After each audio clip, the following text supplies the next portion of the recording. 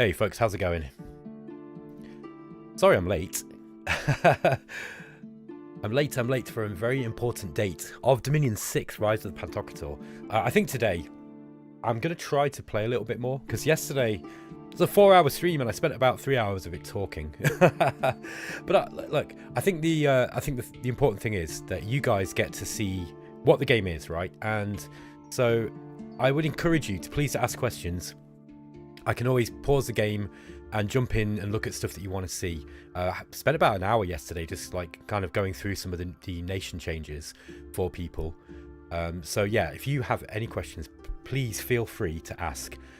If you hear the microphone go off occasionally, it's because I've still got a bit of a crappy cough, and I'm going to try not to cough and splutter all over your lovely stream. So who have we got in the chat? Imperialis, Ismilza Pog, Josi Kitter, Dave Flute, Drink Bleach. Sorry, that wasn't an instruction, that was someone's name. His Rotundity and Pengo. Hey guys, how's it going? Glad to see you here. If you are watching and you have access to the chat, come and say hello, because our community is awesome, and yeah, like there's going to be some fun, no doubt. I was wondering what to do today, and I think I'm going to continue with the game that I was playing. Steve Tony, hello, and Amnesia, hello. So yeah, I'm gonna continue the game that we were playing yesterday, called imaginatively EA Muspelheim 2.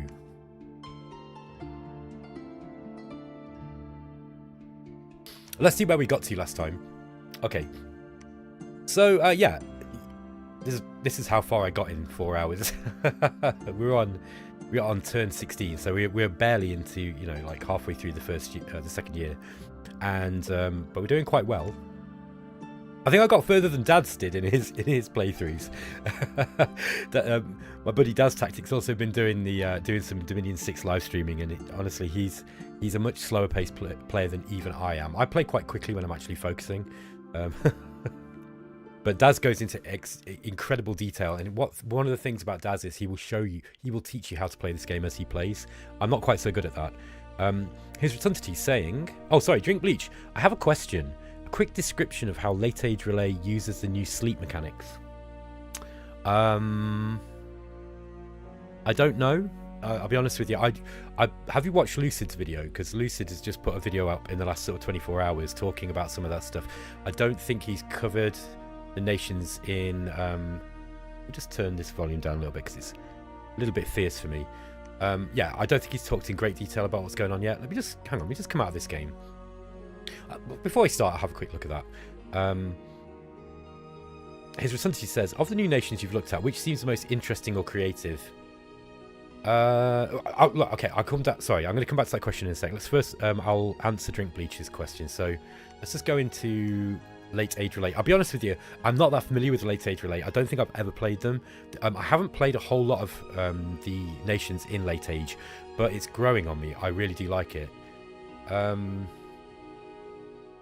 Okay, so the only big change that I can see is that they use glamour, right? And I do know that they've had a lot of changes made to them.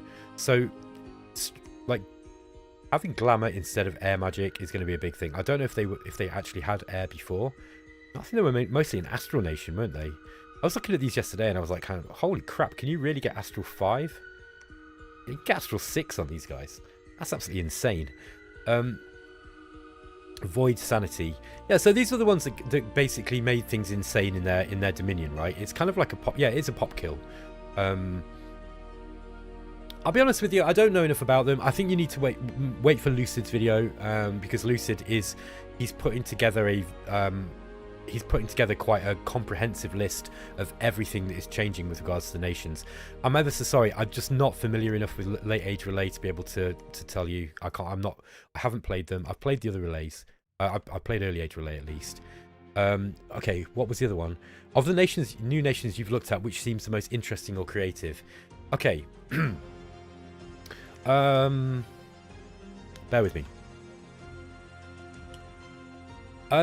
I think they're all pretty cool, right? So Pyrene is basically going to be vying with Agartha for the underground, okay? They're like a human nation, so these are going to be fitting into the kind of Agartha theme because they're actually underground. They've got giants as well, Cyclops, and they've got Cyclops and all sorts of stuff.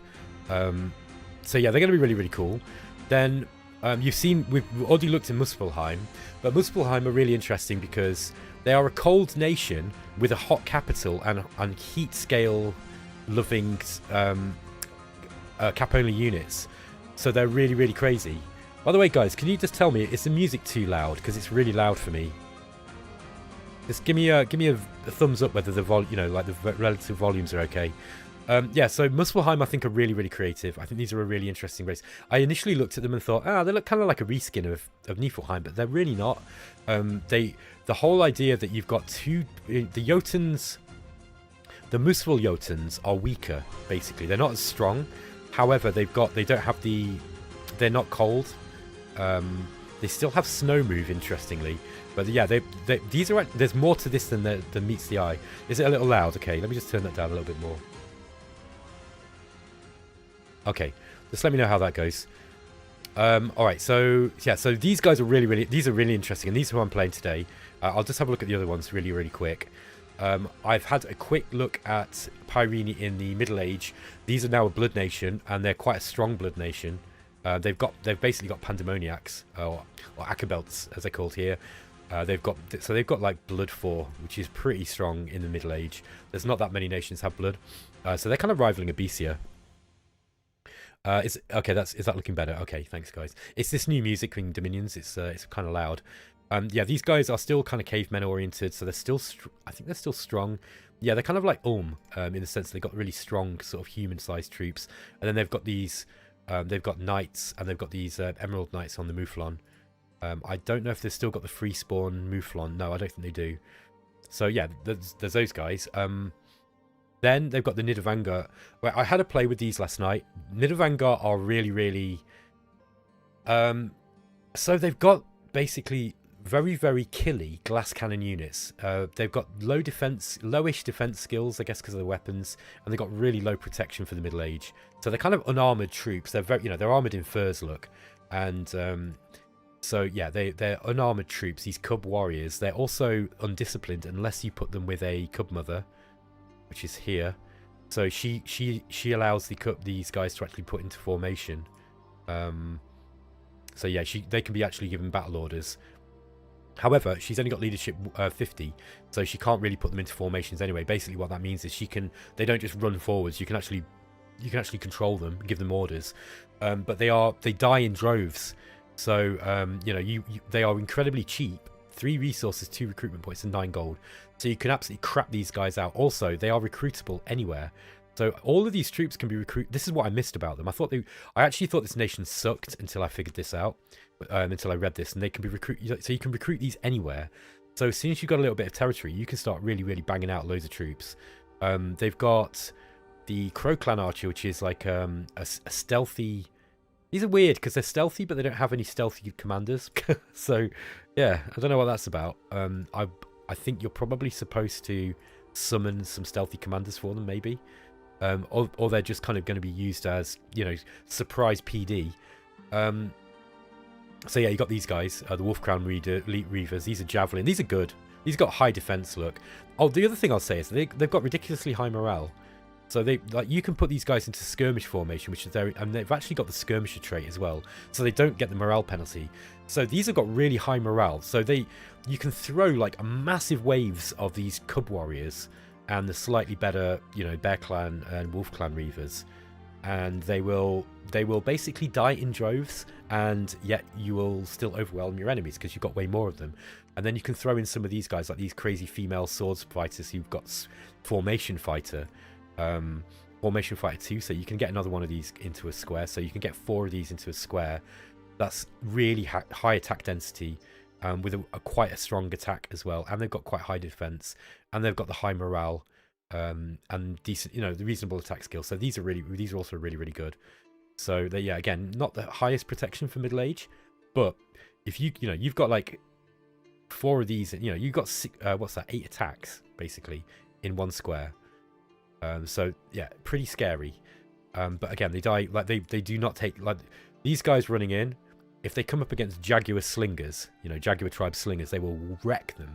They'll absolutely wreck them. Like, you will lose 30 of these going into a bunch of Jaguar slingers. Wow, there's a whole lot of comments, guys. So yeah. Anyway, so I'll just quickly answer this question and then I'll go back. So these are, by the way, they've also got these crazy sacred units that have got extra lives, basically. So they when they die, they just immediately regenerate with full hit points in the same battle, and they've got a certain amount of lives, and the commander's got even more. They're sacred. They're very, very good units. Like if you put a rainbow, I actually made a rainbow bless. Rainbow blesses don't work so well in this game because it's been kind of nerfed really, really hard with the new bless point system. But if you give these guys increased statistics, they are very, very dangerous. Like 10 of them will just wade through 100 troops. So yeah, they're really, really good. But they're still quite low protection. And then the commanders that they get are kind of interesting. You've got these very cheap upkeep apprentice mages. They've only got 5 research ability. They're not really designed to be researchers. And limited magic path, basically. I'm not sure what you're supposed to do with those. I've not really figured that out yet. That, you know, if you're low on money, I guess you can get like a bit of magic. Then you've got the Bear Clan with these got nature magic and 1 earth. You've got the Wolf Clan, which is 1 nature and 2 water. And then you get the Crow Clan, which is a really good mage. 2 astral, 2 death, 1 air, and then you get a guaranteed 2 picks from air, nature, air, astral, death, or blood. So these guys they're kind of a blood nation as well. So yeah, they're kind of interesting. I think these are really, really interesting and creative, actually, because of the way that this is really leaning into Illwinter's kind of new ideas that they want to be having very large battles with lots and lots of troops. And then with late age, again, we looked at these yesterday, but we've got Femini, which are, I think they're like a kind of, I can't remember if this is the one that was kind of based on the Basque nations. I'm not actually sure. Anyway, they're basically, you know, the modern, like the medieval versions of Amazons. They're female warriors. They've got glamoured units on their sacreds. They've got some very, very, very powerful mages, though. I mean, look at this for late age, right? Astral 3, Glamour 3, and Holy 2. They are old age, though, but they're not very old. So yeah, they are old age. They're inspirational, and they've got Veil Army, so they can obfuscate their army. So they can. That's something that you get with Lanka as well, I think.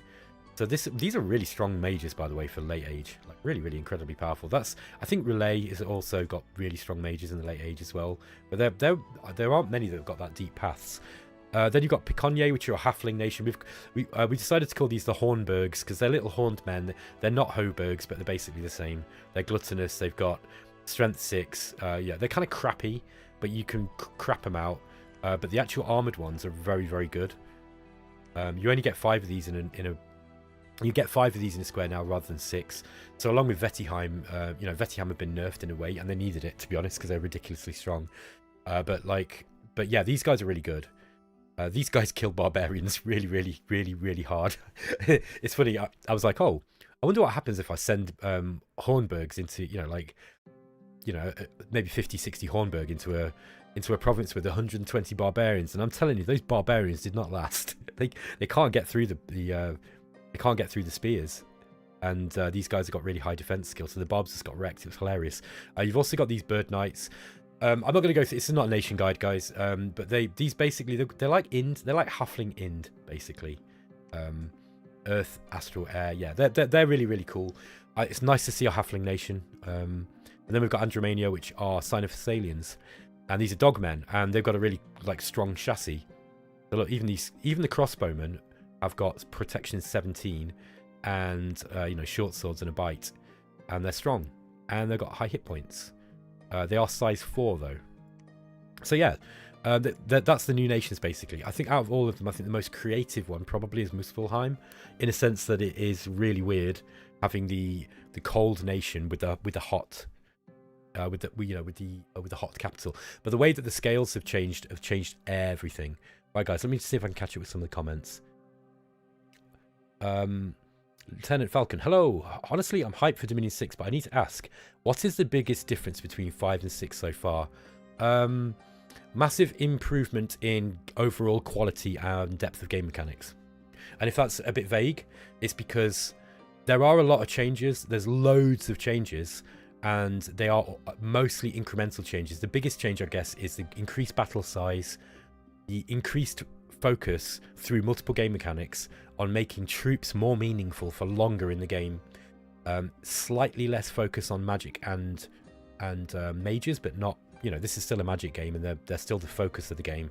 But the spell system has been drastically changed with regards to the spell selection. So spells have been, there's a new magic path called Glamour. The spells have all been rearranged. So like the illusion spells have been taken out of air, and air have got a whole new bunch of spells now. Glamour magic's really powerful and interesting. Yeah, it's cool stuff. What else? There's mounts as well. So mounts have got their own models now. So let me just show you that just very quick. So let's say we go to TNG or something with horses. You'll see now that you've got the mount is separated off. This seems like a small change, but it's actually really cool, because when you watch the combat, you'll see sometimes the horses get killed out from under the men, you know, from under the riders. So you'll see the riders they'll actually go on foot and fight on foot, and other times the man will get killed and the horse will either carry on fighting or it will run off. And then, you know, you can recruit if you've lost the horse, you can kind of recruit the horse again, or the unit again, for a lot cheaper.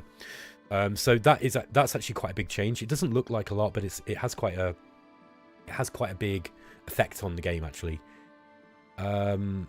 Okay. Does Manvero, hey man, does EATNN have chorus communions? I thought Man was supposed to get it from them. And any changes to MA Pythium? Okay, let's have a look.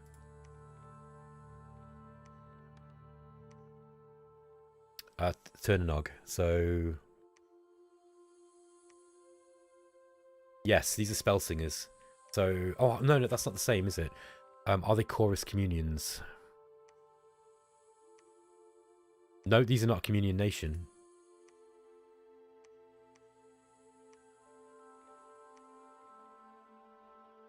So no, it doesn't look like it. Not that I can see. They've got spell singing, but yeah, I don't think they've changed.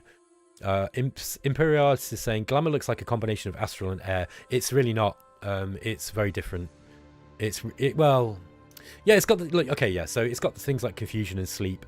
It's got a whole bunch of new stuff in though. But let me just show you some of the stuff that one of the things that I noticed from Glamour that really made me stand out, and Lucid missed this one in his video, was this project spell, self spell. This is Evocation 5, and this sends basically the caster sends a projection of himself to a distant land. The projection is an ethereal replica of the caster with the same magical skills as the caster. Items are not projected, but any path boosting up magic items will still have effect. Projection will only last enough for one battle. So your pretender, you know, your crone or whatever it is that you've got, you know, like your whatever it is, maybe it will be a, you know, monolith or something. Your pretender basically can then project himself into a battle and use all his spells, but he's not really there. So that is an incredibly powerful thing. Glamour's got loads of crazy stuff like that in it. It's not just, they've not just separated air out and astral. It is really a lot more. There's a lot more to it. Hey Pendragon, how's it going? Pengo Paddy saying Glamour has Fate and Gnome summons. Yeah, there's a whole bunch of summons with Glamour as well. Does Bogarus, Pendragon, does Bogarus have Glamour? Let's have a quick look. Bogarus. No, they are air. They've got some air, but they are not a Glamour nation. Also, the Satis line as well do not have Glamour. They are all air. But like I said, air is loads better now, in my opinion. They've got some crazy spells in air, like the ability to knock, to stun a large amount of troops quite early. I think it's Evocation 5. Let me double check that actually. Let me just double check that. Let's just go to Calum. I was looking at this for my friend the other day. So I think it's Evocation. Stormwind. So yeah, right. This is Evocation 3. This has got a range of 40, and it does an area effect of 8. It does 8 blunt damage, and it also stuns. Right? It doesn't really work on large beings, but it basically, like human size and slightly larger or smaller, this is going to stun whole groups of these guys. Okay, so this an area of effect 8 is huge. Okay, so and this is not the only thing that they've got. They've like air magic has not been nerfed. It's better in my opinion from what I saw. Okay, Let's have a look. Okay, just guys talking about the volume level. Where are we? Oh, Scandamoose, thank you for the donation. I really appreciate that. Thanks for the early look at Dominion 6 battle mode. Oh, thank you. I really appreciate that. You guys don't have to donate to me. But I really appreciate it anyway. Nonetheless, thank you very much. I'm honoured. Yeah, thanks, guys. I appreciate that. Let me go back to the other ones. So, RG saying all the new factions look so cool. Yeah, they are. They're really, really cool, man. Pendragon, can you take a look at Buggeries? Oh, sorry, we've done that one. Drink bleach, snow move because they melt the snow where they walk. Yeah, they probably do. You're talking about Muspelheim there. Doomson, Zabalba Cave faction, the whole bat thing. I looked at this. I can't see anything different about them, so I don't know. Again, that's going to be one that you got to wait for Lucid. I think the fact that the way that flying mechanics work now is so much better is going to make Zabalba loads better because, I mean, you know, expanding with Zabalba, EA Zabalba particularly was like crapshoot, wasn't it? I found it really, I love this nation. I think these are brilliant. These are one of the most fun thematic nations, but God, is expansion hard in multiplayer.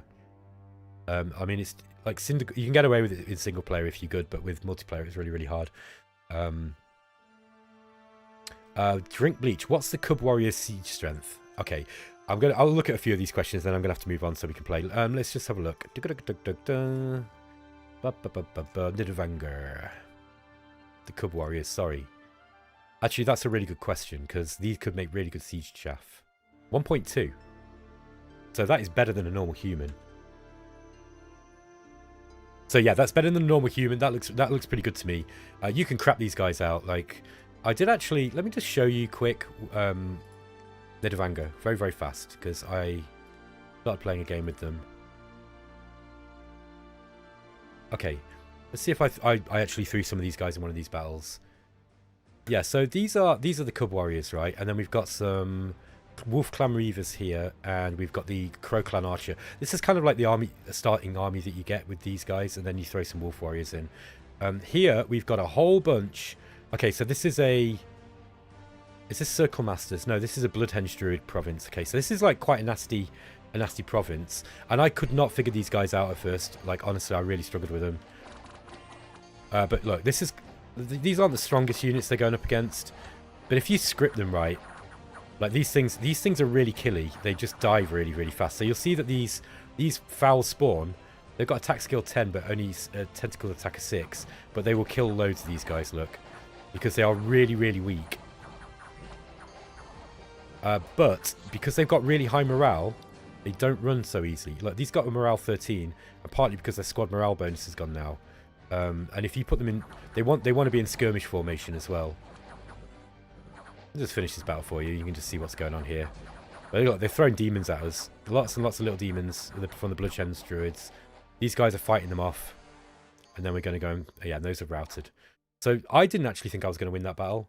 So as you can see, look, these Cub Warriors, they die. You got to use them right. They want buffing, or they want... where they do work really, really well... here's the Sacreds, by the way. I'll just show you these guys. I buffed them up. So I actually put a Rainbow Bless on them. So I'll just show you the bless they've got. So they've got like +1 morale, obviously, +2 attack, 3 defense skill, Undying 4, strength 2, blood surge, and they've got a combat speed with quickness. So, but you see, we've got 8 of these guys here. This is not a very strong indie province, to be honest, so it's not really a great test. But look, this they made it back to this guy here. Look, I scripted that really badly, and this guy he's got, where are we? Where's his extra lives? So he's got 3 Scar Souls left, right? He's surrounded by these dudes, and he's going to keep fighting. And okay, so I think he lost a life there. Yeah, so he's got 2 Scar Souls left. So he lost one of his lives. So he lost one of his 9 lives there. But you see how that works. So they die, they just keep fighting. They get another life, basically. So these guys will chop through absolutely loads of troops. Very, very cool. They're a very, very interesting faction. They've got some heroes as well. We've got this guy. This is one of the heroes. He's a really strong mage. Look, Death 4, Astral 3. That's really good for a hero, man. He's also pretty, you know, probably thug him if you're really insane. And there's another one somewhere too. So yeah, there's a bunch of heroes that you can get. Not this guy, is it? Where art thou? Oh, there he is. Roar the Sethmander Bear. So this is another one of the heroes as well. But he's got Nature 3, Earth 2. So yeah, cool stuff. I'm going to go back through to some of the... Go back to the main game save. Okay. Yes, very good Steve chat. Imperialis, neat concept. Similar concept to the slaves from MA Falegra, but some crazy protection. Yeah. High morale. Yeah, talking about the morale.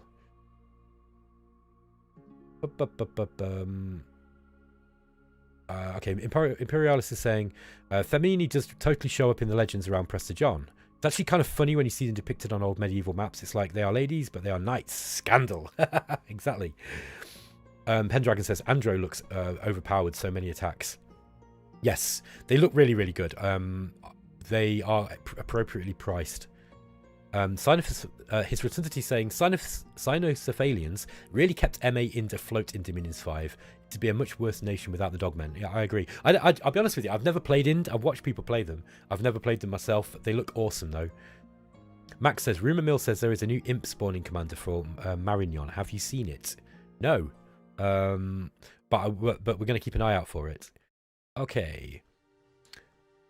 Oh, misfortune increase.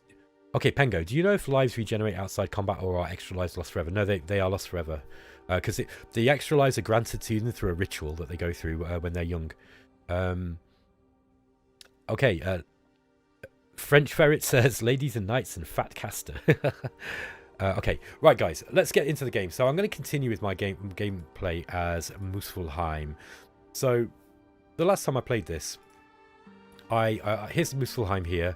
I thought I'd set my Dominion to be cold 1. But, okay, yeah, we are in the summer look.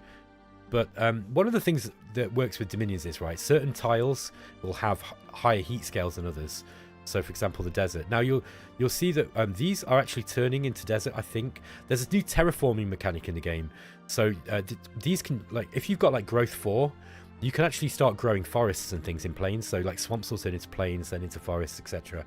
And it can go the other way as well. Death scales will turn stuff into wastelands.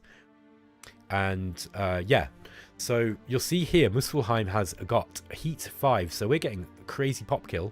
However, it's not bad enough to stop our growth. Okay, so actually the current population growth is 0.2. That is because I think the population of Muspelheim are not affected by heat, so there is some kind of weird stuff going on into the hood. It's not always clear, I'd say, where, you know, like what population this is. This is something Lucid was talking about. It's quite a good point.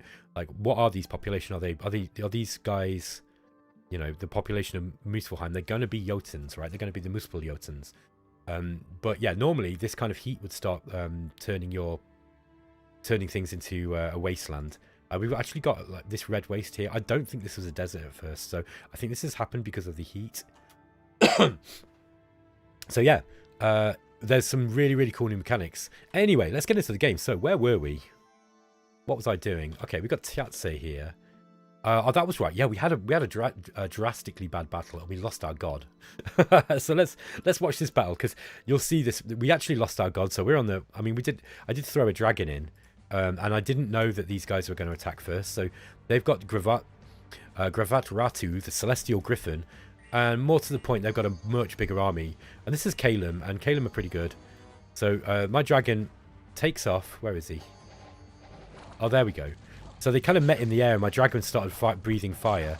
He set his opponent on fire, but there was a Arya Seraph casting lightning bolts onto my dragon, and zap! There we go, look. He is stunned. So as soon as we got stunned, that was it. The enemy pretender just took us to pieces.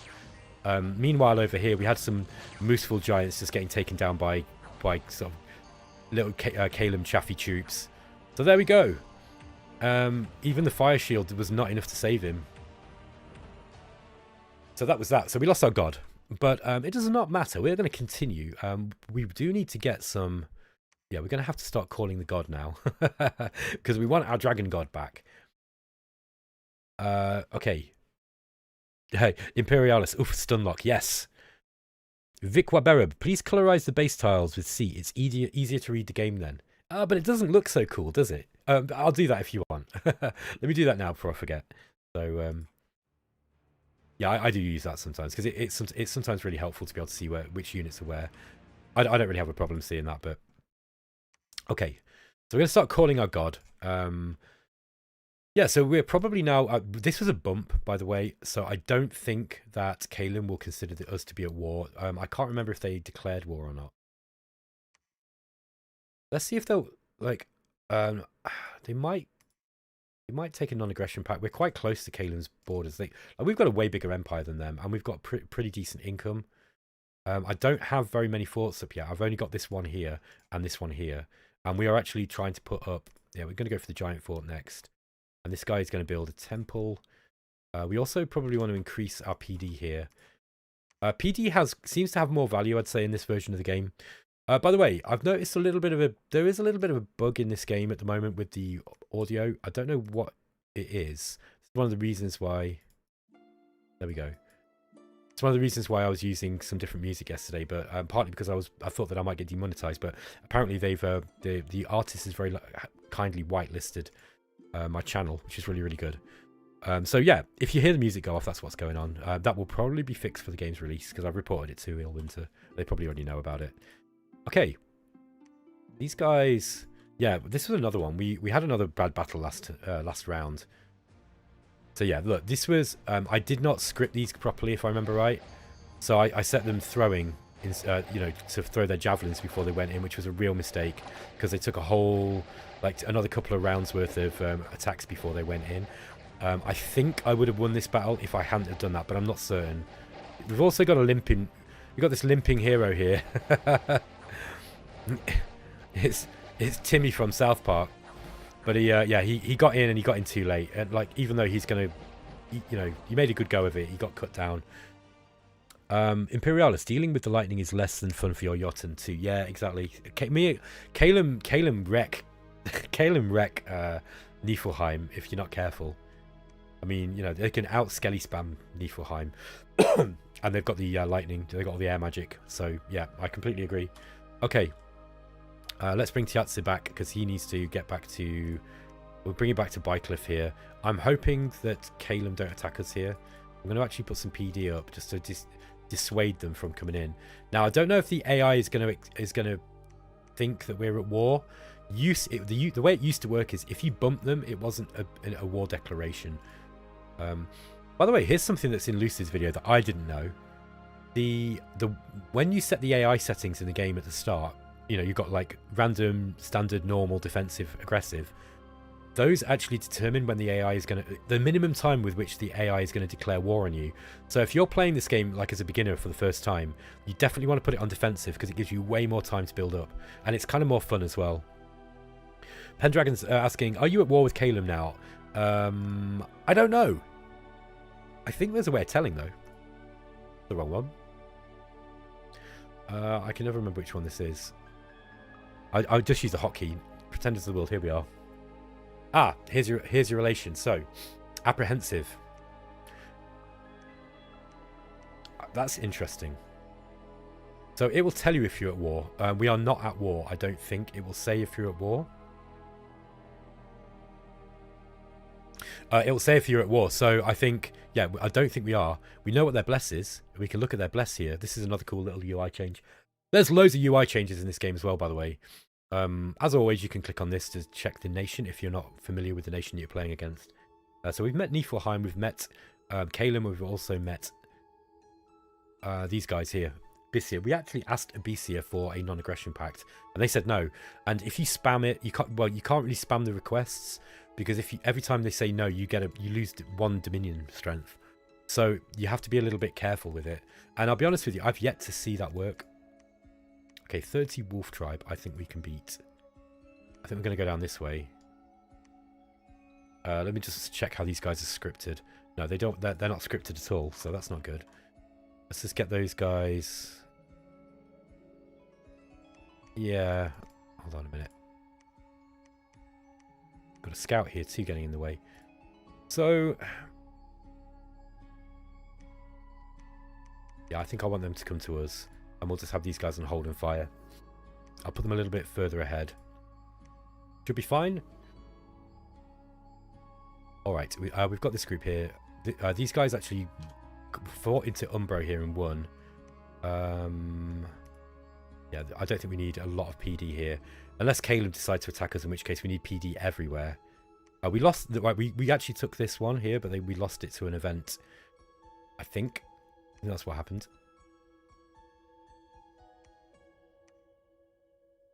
Yeah, that is not enough troops. So I think Giselle here is going to move back to Bycliffe. I will just... No, they can't go that way. They're going to have to go this way. I've noticed that the map generation is way better in this. It looks better as well. The coastlines look better in this. I think one of the things that kind of put people off this game was the way that the maps looked, which I think is kind of sad. You know, I don't think that it should make a big difference, but some people really care about how things look, and I do think the maps they do look a little bit better. Just like Conquest of Elysium, it's had a bit of an upgrade. Okay, so Pengo saying, appears no war, Diplo screen still showed option to declare war. Yes, well spotted. And no make peace option. Imperialis, that screen is insanely useful. I completely agree. I can't remember which one it is now. It's F4. There we are. Pretenders of the World. It's this one. It's changed. That's why I couldn't find it. Lucid said this as well.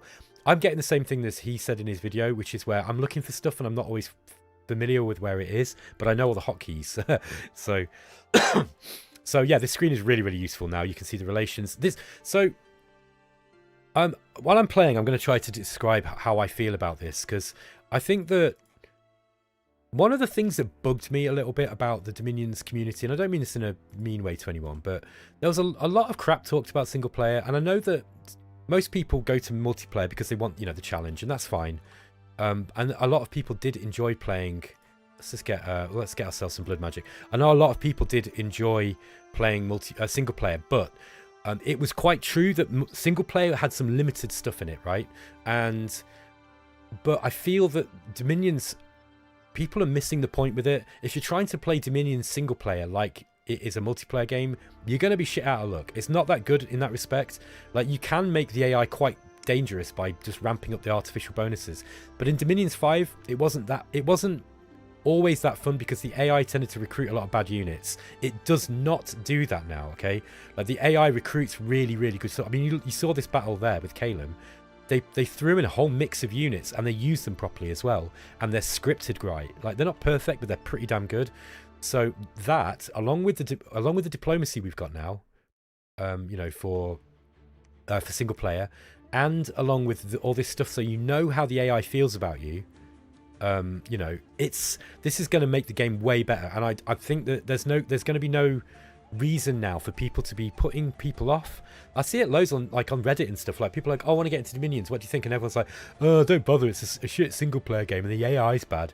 Like, two blatantly untrue statements, and it kind of annoys me. So, like, let's hope that we can put paid to all that, because I think that this game should have bigger appeal, and it doesn't get it, and part of it is because, you know, like a lot of the complaints from the multiplayer community are valid. You know, there are this, especially when you're playing a multiplayer game and your script in battle doesn't go off right. Like, I completely agree, that's really annoying, but that's not the same as the game having bad AI in single player. Okay, let me answer some questions. Imperialis is saying, I have a notebook with literally pages and pages of notes from various games where I wrote down blessers and scales and the like for my opponents. Yeah, I did stuff like that too. Mudry Stefan says, hi, I'm playing Dominions 5. I made one of my commanders from Ulm to be a prophet. Can someone explain to me why he can now cast spells? Because he is now the one and true channel of the Pantokrator, or the soon-to-be Pantokrator pretender on Earth. So now you've got the ability to cast bless spells, basically. So let me have a look at mine. Where is my guy? Here he is. Lodgrimmer, the prophet. This is a scout. This is a Jotun scout. Yeah, normally these guys can't do any magic, but it instantly gives them priest level 3.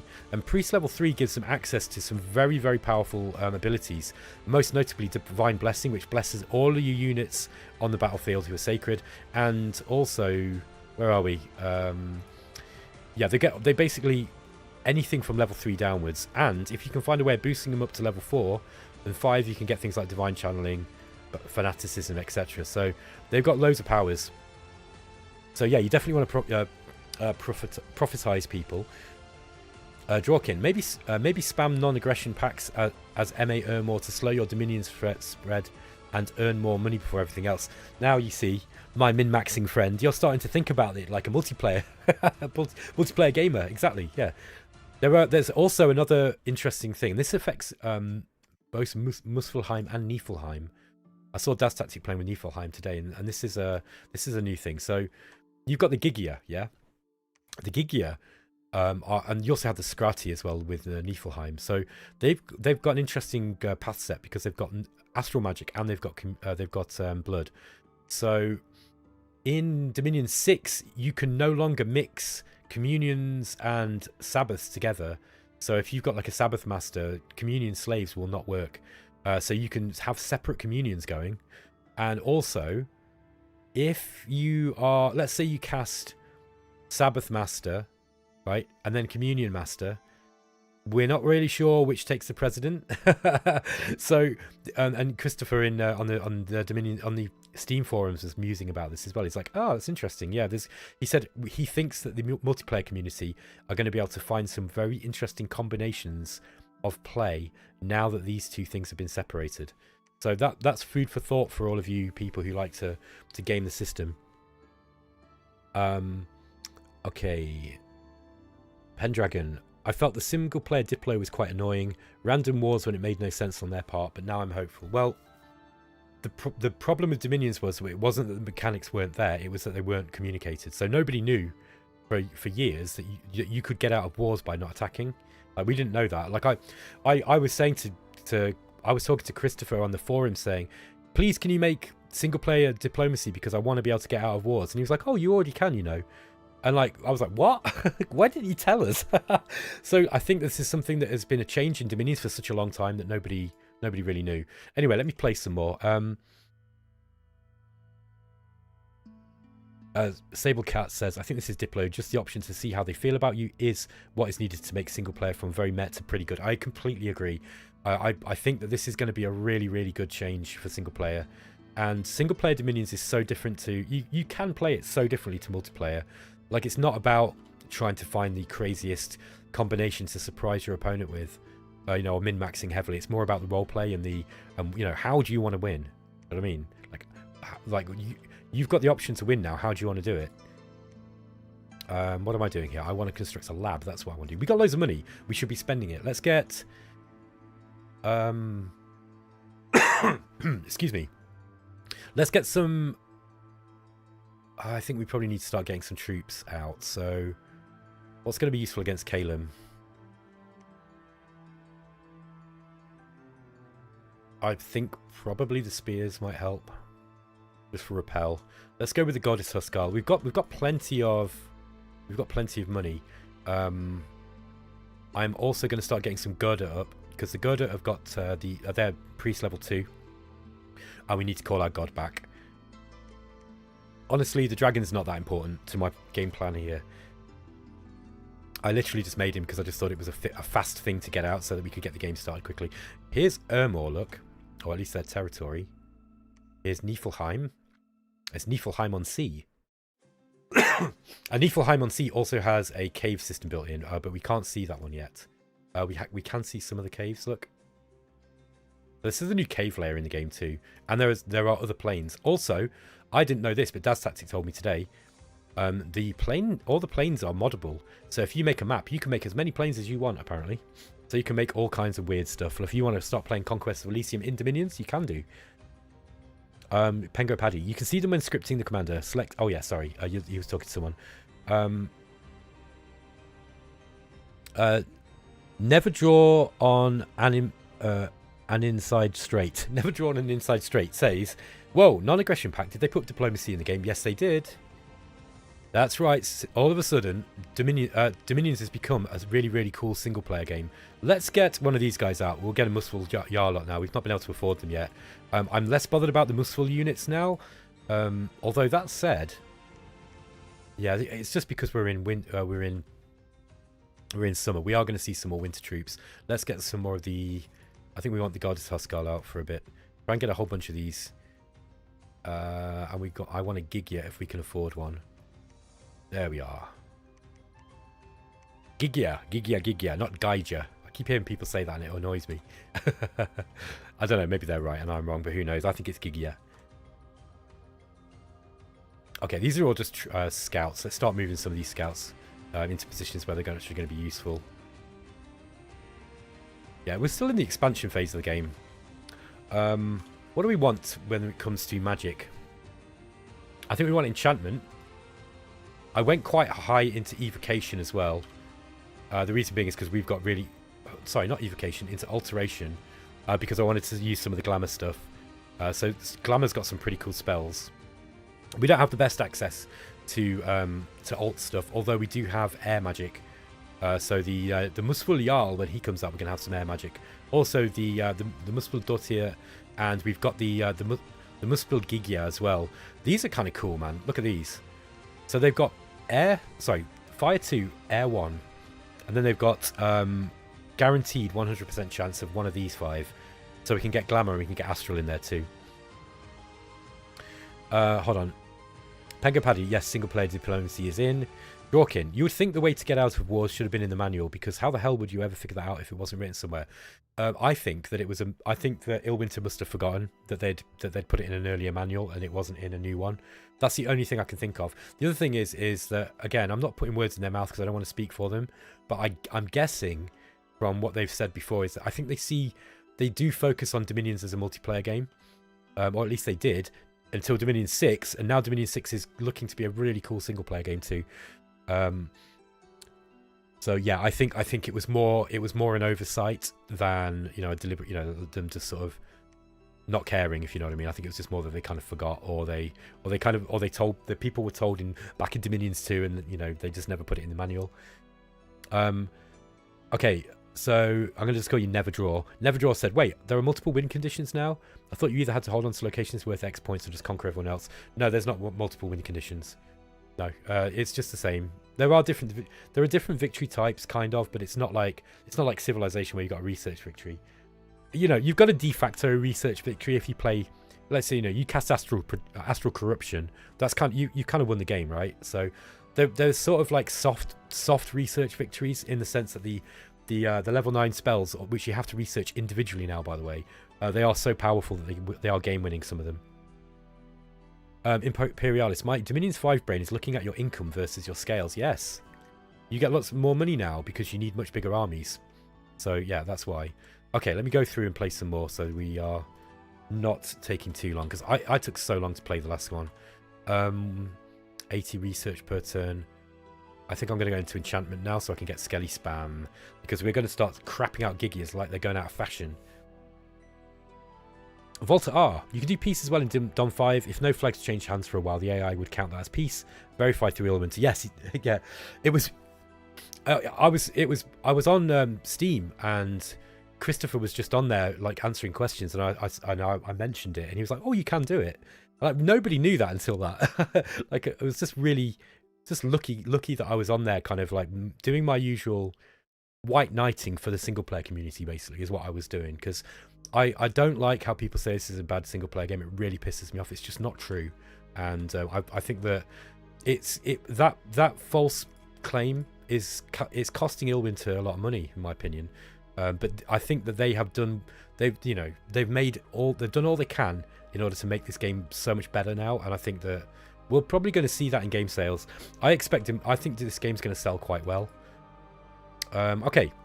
We need to get a commander out here for these guys. Well, I'm getting a Gigia first, aren't we? Let's just get... Let's be reasonable with what we're building. Whoops, that's not reasonable. Way too many. Okay. I do want some of the needful units too. The Muspelheim units too. But I think we probably need to get some of these guys up here. I like the rock hurlers, by the way. They're really good sieve chaff. Really, really powerful. Oh, we got loads of gold. The reason why we've got loads of gold, by the way, is because we've got quite a lot of territory, and we've got massive population in these places. I don't know if you've seen, but the population on this map, this is way better than you normally get on early age. Like, normally in early age, this is like the biggest population you tend to get. So the population sizes have increased. Look, like 1,300. This is 1,200. Yeah, you're getting good pop. I think we want to get a castle up here. Yeah, I think the fort wants to go here. So let's get a commander Hopefully Calum do not knock it down first. I think what we're going to do is we're going to put some PD in there just to stop that from happening. We've got plenty of money to spend. Let's look at these guys. 50 barbarians are going to wreck us. I don't like the idea of fighting Jotuns. Sorry, Jotuns fighting barbs. Wolf tribe, also similar job. I'm less worried about the hoplites, actually. Let's get these guys moving back to... I think they probably want to go to Muspelheim. I think I will actually recruit some more of these. What do we want? I'm going to go for the Huskarls, I think. Housecarls. Okay, Imperialis is saying one thing that would be really nice is an auto explore options for scouts. Okay, so I don't know if you know, but we already do have auto site search now. Actually, I should be doing that because we are... Yeah, it's time to start site searching. I've been lazy. Let's get a couple of these Muspeldotiers out. I don't want to be greedy. I think I probably want... Yeah, I want death gems. So let's get her going on auto search, and you'll see her just moving around the map on her own now. See if we can find where Ermor is. This scout. Can you get down into these caves? I bet he can. And you... Oh no, do not demolish the fort. Don't pillage either. Where should we send this guy? That's another good... Like, this is another good location for a fort here. So let's send this guy out over this way. And we'll start putting up another fort there. Yeah, losing my god wasn't great. That wasn't the best. It wasn't my smartest move. I was kind of careless sending them in. I didn't really realise, though, that one, Calum was there. When I moved these guys in, I don't think Calum was visible. And two, that the Calum were about to attack. That is their cap circle, though. So, you know, you can kind of expect them to pop up there. It was just poor. I kind of thought that it might be a bad idea for my my pretender to be moving in there. I was going to move him in on his own. So actually, what I ended up doing was kind of slightly better than what I had originally planned. Let's get some of these troops out with Giselle. I think I want to split Muspel units. Yeah, because these guys are stronger, but they're cold resistance, whereas these guys got the heat resistance, basically. There's probably not a lot in it, is there? Maybe we just put them together. I hope they get on. They might start infighting. Let's get this guy just calling the god. We might actually get him preaching first to get our Dominion score up over here first. And like I say, I'm not too worried about the... I'm not too worried about bringing the god back early. He's not really that useful, to be honest. Be good for site searching and for, you know, we can get some gear on him in the end game. He might be quite amusing to use. We've got other stuff that we can take here. We want to get into this windswept desert. I think when that Gigia comes out, I'm going to be able to get a commander. Actually, the Muspel units will be better fighting there. The reason being is because they won't have the heat problems. They won't have the fatigue issues. So yeah, maybe we start building some of these guys so we can start moving and taking some of these areas. You might find that we start getting a lot... Like, yeah, look, this is waste now. And waste has death scales, look. So yeah, we're losing 0.2 of the population per turn. Okay, what about you? That's actually a decent sized force. Let me get these guys moving out this way. Okay, that'll do. Walter Burns saying, it's very difficult to make an AI that can play in this game competently too. I think it's pretty good now. I think, right, let's disentangle the idea of multiplayer AI, you know, or AI that is good for multiplayer and AI that is good for single player, because and also multiplayer that's good for single player, you know, people who are min-maxing and wanting to win at all costs, versus people who want the game to present, you know, a realistic opponent in the sense of, you know, the AI is putting together armies that are thematic, right? I don't like in single player, I care less about the AI being super competent as I am it putting together units that feel like I'm fighting against an army, you know? So like if, for example, if the AI started doing multiplayer like tricks, like, you know, I don't know, like sending all of one unit in heavily buffed up or something, that would be fun to play against, in a sense of trying to win. If you want to play a really difficult game, that's great. But I think a lot of people don't want that. I think what they want is to see a big army, right, with well balanced, that looks like a real life army that they would fight, and then for them to have the experience of killing it. So in that sense, the AI in Dominions is like really good now, the single player AI, because it makes much better balanced armies. The other thing is it's way more aggressive. Like I was playing against I was playing against EA Ulm as Muspelheim, and those guys, I ran at them because they were close to me, and I was like, God, I need to kill them guys quick, because Ulm are really, really scary against giants. And they ran at me with a big army and raided with smaller forces. So in that sense, it was playing just like a multiplayer player. It wasn't, using all the same tricks, obviously, because it's not human, but it was, so, I mean, it's even on the sense of trying to play like a, like a competent player, the AI is drastically improved in my opinion. Okay, so Dworkin said, I wonder how many features are in Dominions and Conquest Revolution games that no one but the developer know. I think there's quite a few. Vincenar says, is this a random map? Yes, it is. Look, you'll see we've got Fog of War because we've not explored these areas yet. There's now Fog of War in the game. So Dominions has now, there's going to be no arguments from the people on 4X Gaming in Discord, on Reddit, who say, Dominions is not a 4X game because it's not got, Fog of War, and you can't explore properly because the map is already known. It's more of a war game, blah, blah, blah, blah, blah. Like, now there's no excuse. This is a 4X game. Shut up. Sablecat, how smart is that auto site search?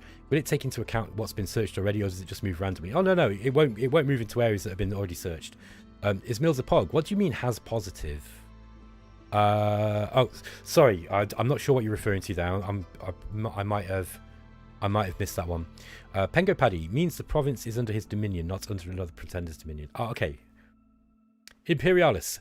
It is where his dominion has spread, so it's like the influence of his god, which means it will start adopting the scales he's picked at the beginning of the game. Oh, okay. So if you're talking about the positive scales, so what? Yeah, once Dominion, the seasons affect it too, but the heat scales are affected by the season and also the Dominion. So the highest that your pretender, your scales can go is +2 or -2, unless your particular nation allows it to go further. And for example, Muspelheim allow you to go higher into cold, deeper into cold, because they are technically a cold nation. But Muspelheim itself, even in autumn and winter, will always be in the heat because it's a very, very hot place. The Last Shogun. All due respect, it's hard to make a player that is good at this game. I agree with you. Yeah, like Lucid Tactics in his video was saying something like, we've not really figured, like they never really figured out the meta for Dominions 5, even in the however many years it was up for. And I agree. I mean, figuring out the game meta for a game this complicated is really hard, and it takes a long, long time.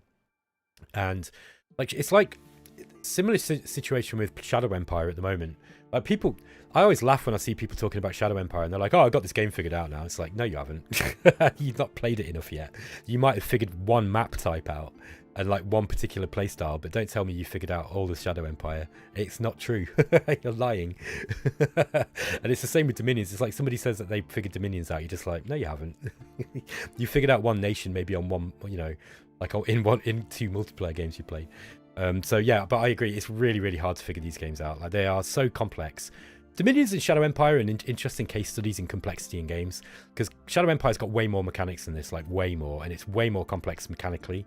But Dominions is kind of more complex because it's just got sheer volume of stuff to do. No, you can't automate searching on the world map. Yeah, sorry, site searching. Yes, you can automate. Viniciar, the single player AI has to be good enough to help you learn the game. So if you do want to play multiplayer, at least you have a fighting chance without playing 40 multiplayer games to get up to speed. I think that's a very good point. Unfortunately, I don't agree. I don't think that anything's going to prepare you for playing multiplayer until you play multiplayer. So your best bet for playing multiplayer is to find a group of people who are cool. And actually, the Dominions multiplayer community is, for the most part, amazing. I've only ever had one very negative experience, and that was very early on, with one guy who got very, very pissed off with me because I had to drop out of a game because my dad died. Sorry, my dad got cancer. So my father got cancer and I had to drop out of a multiplayer game, and he gave me so much shit. And I think looking back at it, you know, it probably felt more offensive than it really was, because he wasn't really being that bad. But like, obviously, because my dad was sick, it was kind of stressful. But that's the only one bad experience I've had with playing Dominions with multiplayer. For the most part, people are really fucking cool. So if you find a group of people you want to play with, you know, or if you just go to Dominions Immersion, you can get tutors who will help you play the game. And it's such a great community, man. Like I've had, like, apart from that one experience, and that was, you know, like an exceptional experience. And I'm sure the guy's cool, man. It's just, you know, he just didn't take it very well. But yeah, for the most part, people are really, really, really kind and cool. What should we do?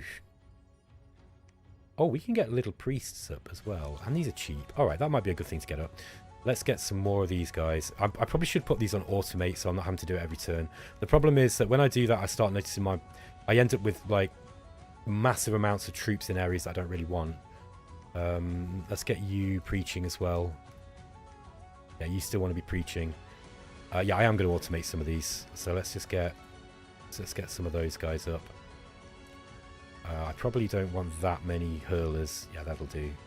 Get a Gigia up here now. We'll start trying to get some mages out. God, I love this game so much. Okay, Logi. Look at this guy. He is Fire 4, Air 1, Death 1. I think he's actually probably going to be worthwhile site searching. We could also research, because he's got good research, but it's expensive, man. Like, I mean, 278 gold per turn for researching or site searching kind of hurts. But, you know, yeah, he's very, very strong. He's got good spells. And we should have some reasonable spells. Okay, he's got nothing much helping him there. Let's look about air. Has he got... No, he is susceptible to shock. So do not be fooled by things like charged body. Do not cast that. That would be mind-numbingly stupid. Skeletal body would be a good thing for him to work with. Not against barbarians, though. Maybe we send them down that way. Take some. Let's spend a few turns. Yeah, let's get him site searching for a few turns. Then what we'll do is we'll bring him back here, and we'll get some more of these Muspel units out. These got defense 16, haven't they? Yeah, they've got way higher defense. Yeah, I might start splitting these up. I should just go for the Goddess Huskarl first. Sorry, for the Muspel Huskarls. And we'll get a Gigia. One of these nice fancy Gigias that we get access to.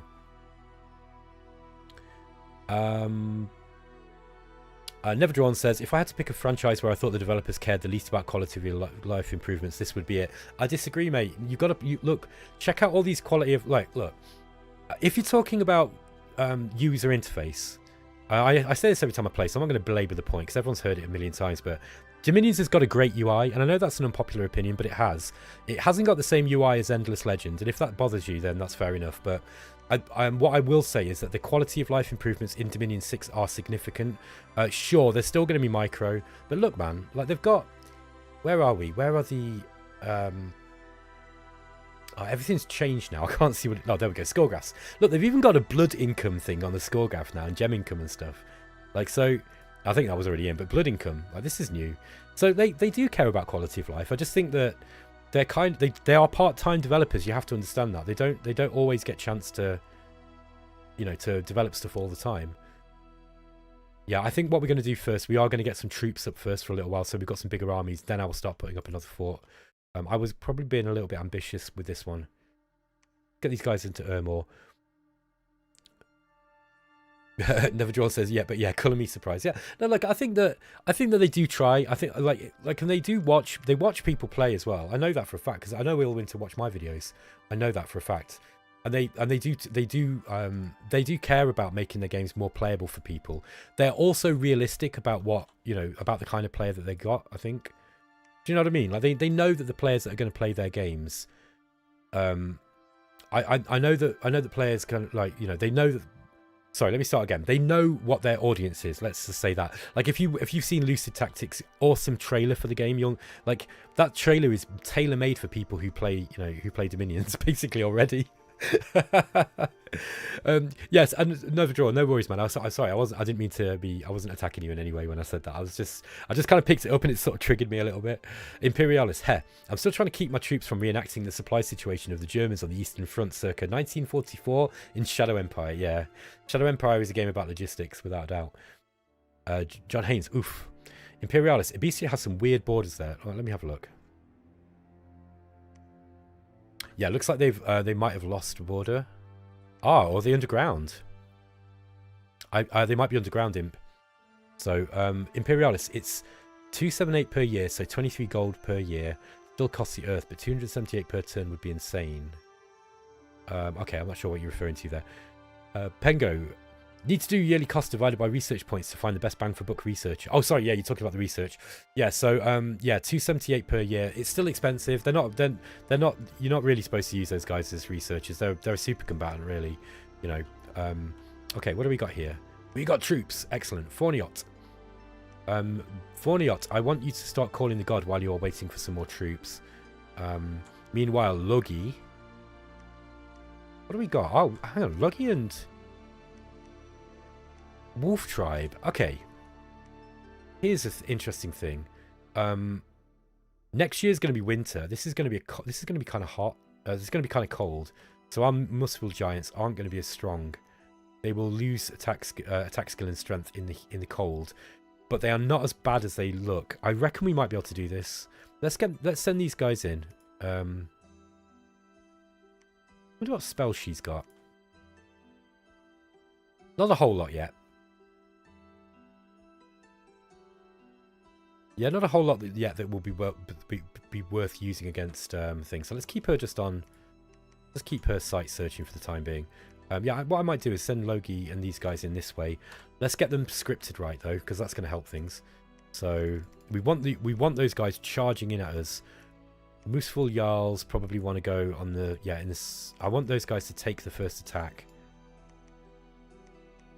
I've got some more Mooseful Huskarls. Yeah, these are a little bit rarer.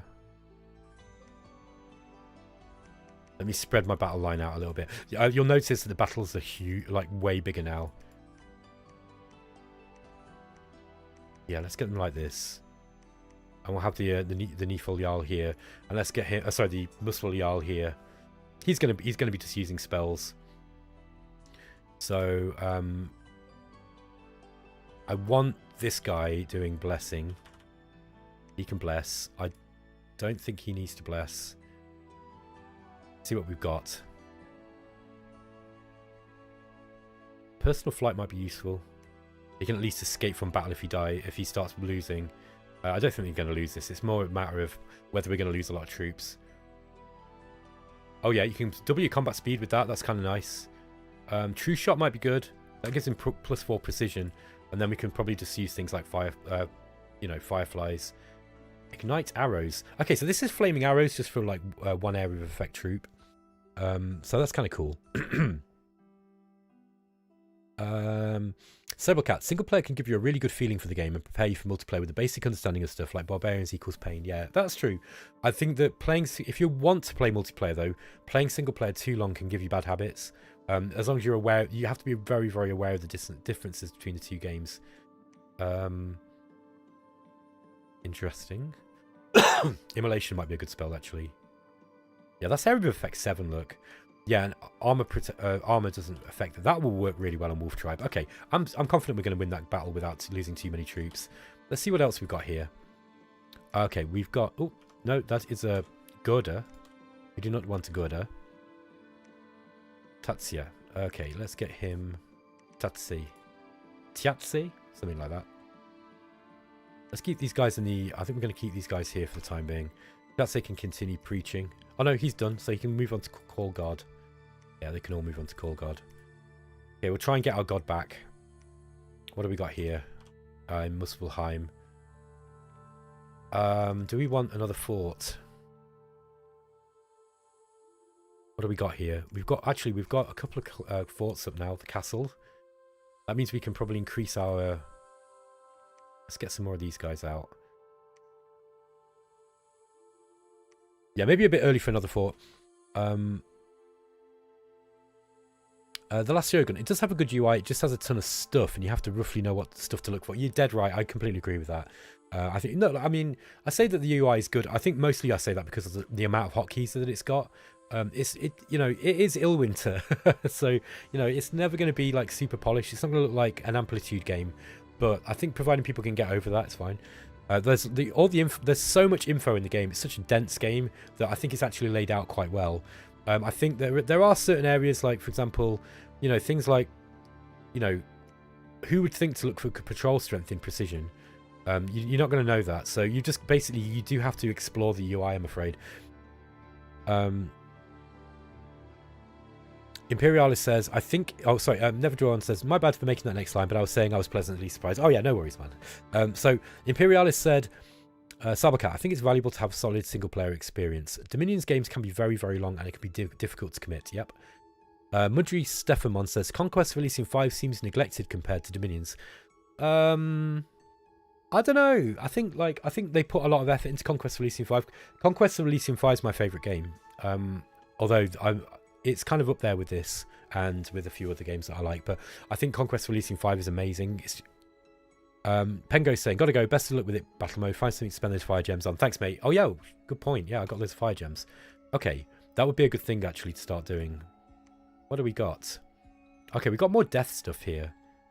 We could start reanimation, but we need to go higher into enchantment, which we are currently working on, look. 83 research speed. The problem with the Jotun, the Jotun ones, nations, they are a little bit slow on research. Okay, he can just wait there for the time being. Bariol. Next. Okay, these guys are going to be on call guard.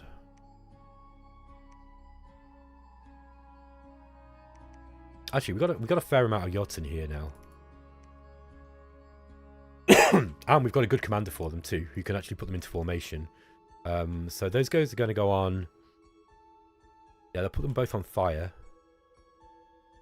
I'm going to put these onto sparse line, I think. So that the other guys can run through the centre of them. And yeah, he's going to go on spells. Okay, we've got a Gigia now. I think I'm going to get her sight searching. Excuse me. Particularly for astral pearls, that would be good. Never Drawn. Oh yeah, even the gridiron here is a lot nicer. Okay. Vinasar, I love and hate watching these streams. I so want to be playing this game. I'm very curious about the changes to Helheim. If you want me to, I'll have a look at... Once I'm done with the game, once I've kind of had enough playing, I'll go and have a look if you're still about. I'm happy to have a look at it for you. Okay, yeah, and I know what it's like. Like, what I will say is, don't burn out watching the streams. Don't feel obliged to. Like, if you don't need. Yeah, you don't need to watch them if if you think it's going to spoil your enjoyment of the game. I did that with Total War Warhammer 3. They hyped it for months and months and months. By the time the game came out, I didn't really want to play it. I was just like, I can't be bothered with this anymore. Okay, so we've got a Muspelheim here. Actually, the Muspelheim only. Oh, there are only 2 recruitment points. I did not know that. That's very, very interesting. Let's get another one of those bad boys. Or bad ladies. Bad girls. Bad hags. Lizario, if 2 opposing armies move on each other, where does the battle take place and who is attacking and defending? The rules behind that are very complex and you need to read the manual. So that is one area where Dominions is kind of, you've got to read the manual for that. Because I can't explain it. I don't even remember. Basically, you've got movement points, and it calculates where, by your movement points, it calculates where the combat is going to be. And if there's a tie, I think it works from kind of like province to province, left to right, something like that. Somebody who knows the game better will be able to tell me that. I'll tell you that. Vincent, well, and these new nations love the UI changes. Yes, I do too. Lizario, so Imperial said the same thing. There's a long essay on Dominion's 5 wiki that tries to answer the turn sequence question. It's complicated. Vizinar, didn't they take some of the improvements in Conquest Elysium 5 and add them to Dom 6? The UI looks a lot like Conquest Elysium 5 to me. Yes. And also you've got the new plane. They've got the different planes now as well, like in Conquest of Elysium. And you've got battlefield objects and spells like animate tree, that kind of stuff. That's all from Conquest of Elysium. Lizario, so it is determined somehow, not by any turn order. Okay, see you later, Imperialis. Take care, man. He's just getting off. Okay, so, right, I'm going to carry on playing, guys. Ba-ba-da-ba-bum. Oh, there's a battle in Belagor. Let's just watch this. I might have actually been missing the battles, because I'm... Okay, what do we got here? These Equitates of the Sacred Shroud. No. Yes, so these are Urmor's sacred units. Okay, he hasn't brought anything to bless them with. Or did he? No, I think that was... No, that was the priest here. The indie priest was blessing his own units. It's kind of pointless.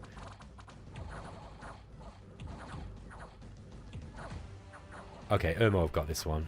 Yeah, they did bring quite a lot of gladiators.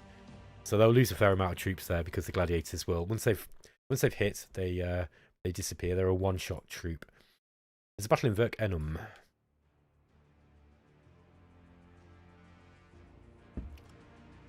Okay, here we go. What do we got here? We've got Ekdromos. We've also got some hoplites. Yeah, we saw this before. This is going to be probably quite an easy win. By the way, what... Oh, he wasn't blessed. He didn't get his blessing. I forget what we took. Oh, we got Blur. So that makes attacking units do less... -2 attack. Jotun should be able to cut these guys down. And hopefully the Muspel Giants don't get completely surrounded. Yeah, they're doing okay. The heat haze around them is really, really damaging to these guys. They all set on fire. Looks like the Jotuns need some help, though, here in the back. By the way, one good thing about having these turned on is you can see the hit points and there's fatigue. Okay, we lost a fair amount of troops there. Look at this guy. He's on fire. He's just standing too close. We did lose a Goddess Huskarl there, but not too bad. We probably got quite a lot of afflictions as well. We got plus 20 defense because one of our administrators feared a revolution in the Mountains of Mist. And the construction of the giant fortress in Bycliffe is completed. Okay, yeah, let me just get the music back on. Bum, bum, bum, bum. A little bit of a bug in the music at the moment. Okay. This and no burnout here with 7,000 hours played. I did get burnt on playing multiplayer, but that has more to do with the time commitment. Yeah, burnt out. Sorry. Yeah, I've kind of stopped playing multiplayer now just because I don't really. I have the time for it. The problem is that I struggle with my focus to commit to long multiplayer games. I've realised this now, so I'm kind of winding. I am going to do a multiplayer game with. I've got 2 potential multiplayer games coming up on YouTube. And I'll be able to commit to those because I'm going to put everything else to one side for a bit. But generally speaking, I'm kind of trying to wind down like long multiplayer games now because I'm not very good at keeping them going, and it's not fair on other players. When it comes to YouTube, though, it's different. I'm usually better at that. Drawkin. I saw some of the summons of Glamour, but the Illusionist mirrors didn't get added, correct? No, I've not seen that. From Conquest of Elysium you're talking about, aren't you? I don't think I've seen that. Sabercat, what is your take on mounts? Do you think the mounted units have generally become stronger or weaker since the mount can be killed? I don't know, I'll be honest. I've yet to kind of figure it out. So, yeah, I don't really know, to be honest. I think that they've got the potential to be a lot better because for a start, they've got the barding magical item now. Okay, so we've got to enchantment 3. Let's just see what's going on here. Okay, Calum attacked some independents. Oh, they had a lot of barbarians. It's interesting. I wonder if that was whether they've recruited indies. Now, I've not seen the AI recruit many indies before. That said, this is not a bad... I mean, look, if you're going to recruit indies, this is the way to do it, look. Just throw lots and lots of barbarians at your opponents. That'll work. Look, I don't think the problem with the AI was that it was recruiting indies so much as it was recruiting bad indies. There's a battle in Melmer. Let's check this one out. Okay, so we've got... Are we coming... Oh, wow. This is overkill. I didn't realise there were so few troops in here. Oh, these guys are casting Animate Tree. I don't know if you guys seen this yet. Where's the Animated Tree? You'll see, you might be able to see an Animated Tree walking around somewhere. Yeah, he's still preparing to cast it, I think. So the battlefield objects, just like in Conquest of Elysium, they actually break up formations. So they can be quite dangerous to your plans. Is that an animated tree there? No, it's just a shrub. There we go. Here's one, look. An animated shrub. 20 hit points, attack skill 7 with the root attack. And it's got a bunch of resistances as well. Mogdred. Hello, Mogdred. One of the features I wish Dom 5 had is custom battle sandbox to try out different army compositions and spells. I don't suppose they've included something like this time. Yeah, so Daz Tactics already made a map called Arena, and if you just install the debug mod, it's easy to do. Like, you just install the mod and then use Daz Tactics Arena thing. Then yeah, that's there. They haven't built it into the game. You don't like, but I think it's already covered with the mod, to be honest. And, you know, along with the whole idea that they don't allow people to save scum, I think that, you know, not easily anyway, I think that it's a deliberate thing. I think they want people to play it more like, you know, like a serious sort of adventure game. Your decisions are meant to be important. So that's possibly one reason. Ore deposits have been found and a boost in army production is expected. This is at Golfalas. Okay, wow. So we've got way more resources now.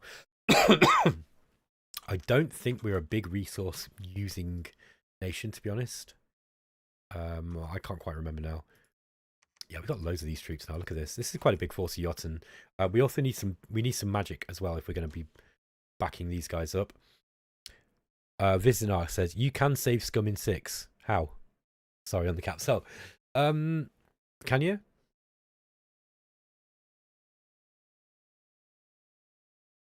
You can return the turn from scratch, but that's not going to help you.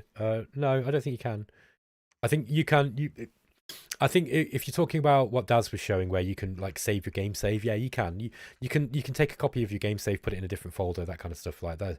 Yeah, that's one way of doing it. You don't need to do that though. Like, I know, like Daz is big on that. I don't think it's good advice for beginners. Actually, I think you are better off just putting the game on normal or easy and just playing it. And what, you know, and to give Daz his credit, go and watch Daz Tactics videos. Yeah, you can do it, Vilsnar. You're right. You can. I don't think you really need to. I think that is the sort of thing that you do when you're playing multiplayer and you really want to practice a particular situation, you know, over and over again. Like multiplayer players do that, and I don't do that. I kind of find it cheat. I think it's kind of cheating. But you know, I think like, you know, the best players do all stuff like that. I don't know. It kind of feels a bit cheap to me. Maybe I'm wrong. Like I definitely like where the save thing is good is like if you are oh gosh, yeah, the music's gone off again. Look, so where the save thing is good is if you are like, you know, like if you're Lucid Tactics and you're every turn you've got to save a, you know, you've got to cast a turn that you've done. Though that's where people are really using it. You know, it's like saving your turn so that you can go back and see it later. I sometimes make saves as well. Like if I'm at a really nice point in the game where I want to get footage from. Volta R. Sadly, there is no one video that will teach you to play Dominions. No, you just got to play it. And I don't think that. I don't know. Like some players really like to get good at the game before they play. And I think that Dominions really isn't a game that you can do that with. You can kind of learn a bit from videos and stuff. I think where like Daz Tactics videos are awesome, and like I learned to play from Daz's videos. Like I'll sing his praises all day, man. Like I will sing his praises all day, and he loves to save scum to learn, and I think that's absolutely fine. Like if that's how you do it, then that's absolutely fine. I personally would not advise people play like that, just because I think it's better to make mistakes and learn from your mistakes. But it depends on how much time you've got to play, because if you're the sort of person you don't have much time, then, you know, like I totally get it. So everybody's different really, and everyone's got their own ways of learning. So, you know, I think you just have to figure out what's good for you really. Let's get these guys. Do we go this way? One. It's pretty close to Ermor. But yeah, I want this. I actually want that territory if I can get it. So let's send these guys down this way. Looks like the snow move units are actually going to be able to get over here quicker. That's where the game AI is quite good. It works out all the movement for you. So, you know, if you've got troops that have got snow move, etc. Volta R. I watched tournaments that lasted a year and I'm still confused about a bunch of information about Dominions 5. Yeah, I think that like you have to read the manual if you want to get really accurate information. The manuals are all available online if you want to read them. JB, saving is useful for testing combat results. Yeah, absolutely, it is. Yeah, look, it's useful, man. I just don't think that The only gripe I had with Daz's video on that was that he put that right at the start. So it's really not selling the game, because if people, like new players, come and look and they go, oh, wow, you can't even like save the game without having to go into the files. Like, it just didn't look good as far as a, you know, a promotional thing is concerned. However, it's excellent information for people who like to save scum. So he's dead right putting it in that respect. I just kind of wish he put it at the end of the video, not at the start, because I think just, maybe I'm being oversensitive, but I just think it's got the potential to put a lot of people off. That was my only gripe with that. And I really don't think it's necessary, personally speaking. Let's get a fort up here this turn. In fact, no. What I'm going to do is, rather than building troops, let's get some cheap mages, and I'll save a bit of money next for this turn. Johnny Cage, the Dom 5 manual is really helpful for getting a good grasp of the game. Yeah, it's one of the best written manuals I've ever read. Volta R. Lucid uses arena map mods to test almost all his fights. Yeah, that's Daz Tactics map. You know, Daz made that map. It's a beautiful map. Daz is a great artist. Like, there is no denying it. Yeah, I think before I get the other forts up, we need probably to take more territory, so we've got a little bit more income. I'm aware that I've got like these commanders are sat here waiting basically to put up a new fort. I think I want one here, and I want one here in Mountains of Mist. This would be a good place. It doesn't have very good resources though. So, but we don't really need a whole lot of resources. I'm mostly going to be doing most of my unit production in the high resource areas like this. French Ferret. Imagine reading in this day and age. Yeah, I agree. Who does that? Read a manual? Like Rob from Explorminate once said, I ain't playing no games that I have to read a manual for anymore. I was just like, oh, well, okay, fair enough. That's fair enough. But I know some people Rob just doesn't have time. He's a super busy guy, so I get it. Drawkin. I also think the Dom 5 wiki has become quite great. I agree. Illwiki is fantastic, and it's great because people, because volunteers make it good. Basically, that's the reason. Oh, Hoburgdorf. Is that a look? We got a place called Hoburgdorf. Where's Marlowe? Sablecat. Testing is, in my opinion, the bar that separates competitive players from beginners in multiplayer.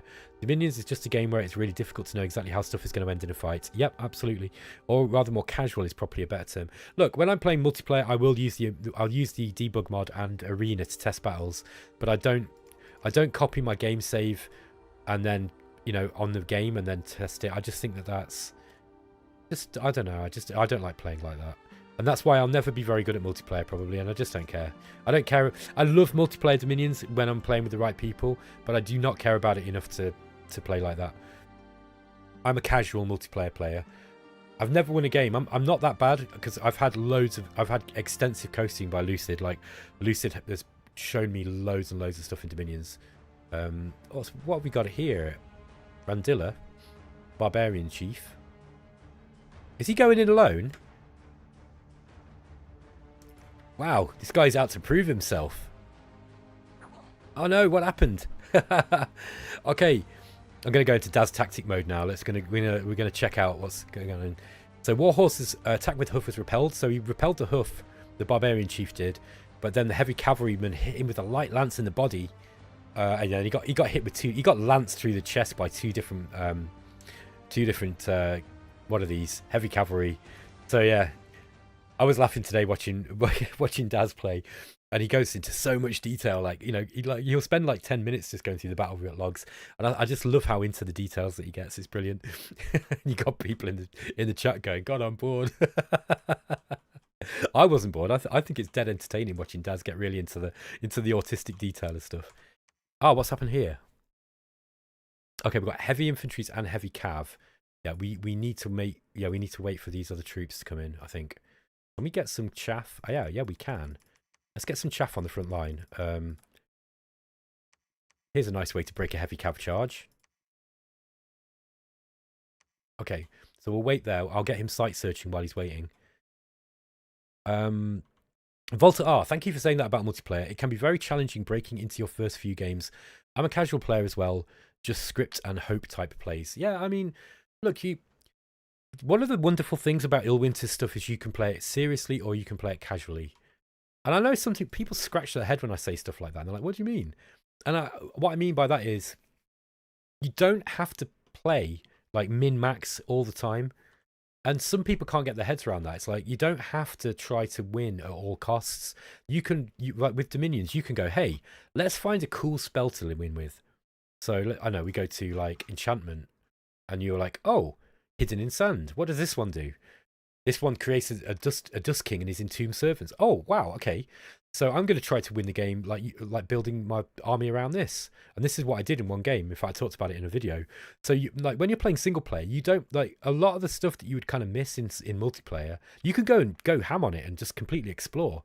Find some of these weird spells, and you can kind of min-max still, but you don't have to. You're not trying to win at all costs as quickly as possible.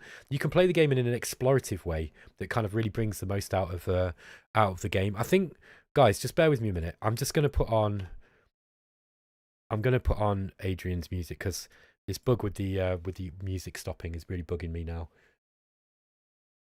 I'm just going to be careful with Spotify because Spotify has a habit of looping music or going on to other music, and it does not care about whether you're a YouTuber who might get demonetized or not. Okay. Rope Man. I think we'll probably see even more stuff on the wiki this time around. The multiplayer lobbies alone are enough that the player base is about to grow. Yeah, I completely agree. Along with the upgrade to single player, the multiplayer lobby that's going to take some of the mystery out of, some of the technical mystery out of playing multiplayer. I think Dominion's fan base is going to get big. I don't think it's ever going to be huge, but I think it's it's going to grow. And bear in mind that on a podcast that we did on Explorminate, Lucid Tactics estimated that the multiplayer community is about, he reckons they've got between 2,000 and 3,000 regular players. If that is true, that makes Dominions one of the most played 4X games around in multiplayer. I mean, it makes it one of the most played 4X games around. We're not including Civilization and stuff, but that will be like, that is a lot of people if that's true. And he was estimating there, but I mean, if anyone's going to know, it's him. So yeah, I think it's very, very interesting. Okay, what else are we building this turn? Okay, we're getting a lot of troops up here. I don't think we need any more. I think that's enough for us to do some damage with. Let's get this guy. Yeah, we'll send him out this way. Gutum here. I'm going to actually bring this guy back. Actually, wait. No, I'll keep him here. Have him searching. We'll get a Holy One search. Dr. Quacksalver, hey man, how's it going? Don't need to be testing if you're a 200 IQ Chad gamer who just intuits what will happen. Yeah, that's me, you see. And whenever there's a mistake, it's not because I made a mistake at all. It's just because of RNG. Vilsner said he loves to cheer his guys on too during the battle. Yeah, Daz does. Yeah, like I love watching Daz Tactic play these games. It's so fun. Like you watch him and like the sort of the Asperger's kicks in, and you can see him like he goes into the battle reports and like, okay, so this huff attack was and he really gets into, like, I can do that as well. I've got that capability, and I just don't because I know that I'm going to be there all bloody day if I do. Vilsner. Sorry, JB, in like 2 minutes watching this video, I've seen the AI fail to buff its troops and the AI pointless suicide a commander. Not looking good. Well, we don't know why it did that. Maybe it might have been, I don't know, like, I haven't seen really bad stuff like that in it yet. That's the first time I've seen it. Like, it does buff its troops. That is the one area where the people who've been testing it so far have given feedback. They said that the army composition is a lot better, but the AI still isn't buffing its troops perfectly. So when it's using Sacred Troop, but I've been playing it and I've not noticed that. I think the AI has mostly been buffing its troop fine. That Ermor battle is the first one that I've seen where it hasn't. So yeah, I don't know. Like, it's not as far as the army composition is concerned, and that is the big visible thing for most gamers. Okay, like, I know the AI is never gonna please a multiplayer gamer who wants to play single player and then experience multiplayer like gaming. It's never gonna be like that. But it also, I agree that it has to not make obvious mistakes, because that's a big no-no in AI as well. But yeah, that's the first time I've seen that, so we'll have to keep an eye on it, won't we, and see if it keeps doing it. Josie Kitter, not to try to win at all costs. That doesn't sound like the Pantokrator material to me. No, I'm just saying that you can kind of like choose how you want to play. You know, you don't have to min-max all the time, man. Like I'm part of the anti-min-max crew. I don't care about min-maxing. Not unless I get really into it, and then I do. So I don't like min-maxing until I do, basically. Let's send these guys in here. This is going to be a ruffle stomp by the looks of it. It looks like we got some Neefle giants here. The army consists of mainly Jotun warriors and Neefle giants. Okay. Is this Ermor and Niflheim at war?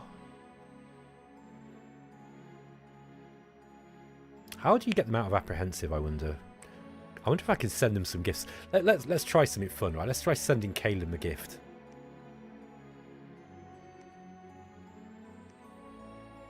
Let's send him a gift of 200 gold, or 100 gold. That'll be enough. To see what happens, because I have not tried this yet. Sending gold to the AI. Let's see how it goes, because you might find it butters them up. Mary Discusser, hi Mary. The true Pantokrator can win with whatever tactics they want to. Absolutely. Sabercat, Volta R, it's also great that there is a lot of beginner games where people have even more expectations of how the game is going to go. Not all games need to be 1 hour, 200 IQ turns. Yeah, I agree. Mogdred, I think the fun in single-player Dominions is trying to play in a thematic or interesting way and seeing the stories play out rather than min-maxing. You can do both. Look, the game supports both, but if you are a hardcore min-maxer who uses the tactics that multiplayer players like to use, you're probably not. You're probably going to find that the game isn't always going to support that. Wow, these are 72 gold a year. That's expensive, isn't it? How much is the hearse? Okay, he's 42. Now the problem is the hearse. He's only got. Hang on. 75 leadership. Is that enough to put them into squads? I think it is, isn't it? That's interesting. Get a hearse and another priest out. Drawkin, I don't think an AI can ever be created that plays a game with a lot of moving parts great until real artificial intelligence that isn't just fancy machine learning. Yeah, I mean, look, I'd love to see a really brutally dangerous AI with regard, so that I don't have to play multiplayer. Like, that's the only thing about multiplayer is it's a long game, isn't it? So yeah, I mean, I'd love to see that. It's just, I don't know, like, how important is that really? Like, I think that people need to get realistic about what game AI can do at the moment. I saw one guy who somebody was talking, and he was saying, I think he was talking about Galciv. That's right, he was talking about Galciv 4, but he was saying, look, the AI can be better. Like, look at AI War, for example, as a game with really great AI. Why can't it be like that? And it's like, because AI War is built around the AI from the ground up, and it's an asymmetric game, and it's completely built around the AI, whereas multiplayer games have to be built with multiplayer in mind, and then you build an AI that can work with it. Do you know what I mean? So it's completely different. Like, they're totally different design paradigms. So, I mean, I understand why people get those things confused, but they're not the same thing.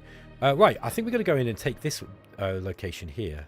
So we're going to have Tatsuya again with his heroic battle prowess. Have we got any items? No, we're not forged any items yet.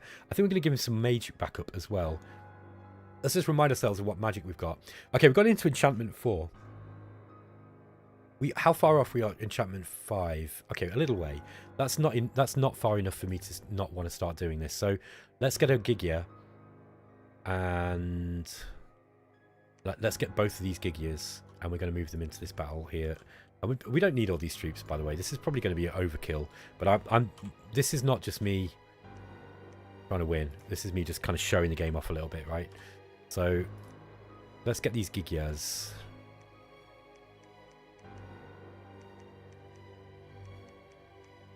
What are we going to cast? We've got one Glamour heavy mage, and we've got one who is Death.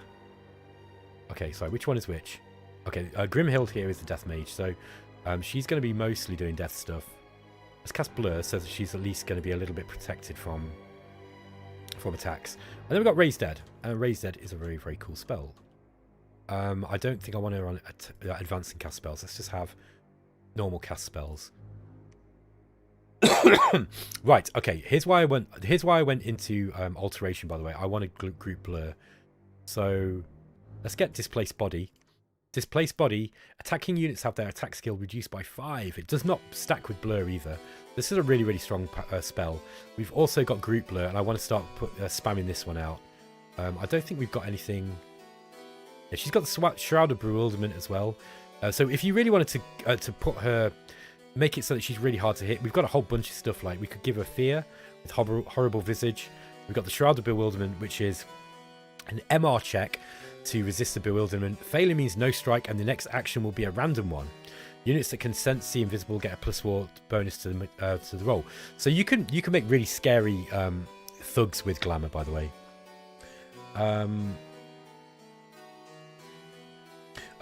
Philip Carmona says, regarding using mages, sometimes I feel that the limitation on the script, like you can only select a few spells, make it really unpredictable, where clearly some spells are better for the current moment. Are you talking about the player, or the way the AI does it? Because I mean, the way I like that there's not too many. I think if you had too many combat rounds to script for, the management would become really, really intense. So I don't know. Like I'm kind of on the fence about stuff like that. Let's give her a couple of Death Gems so that she can cast those spells a bit more effectively, and we give her a couple of Glamour Gems as well.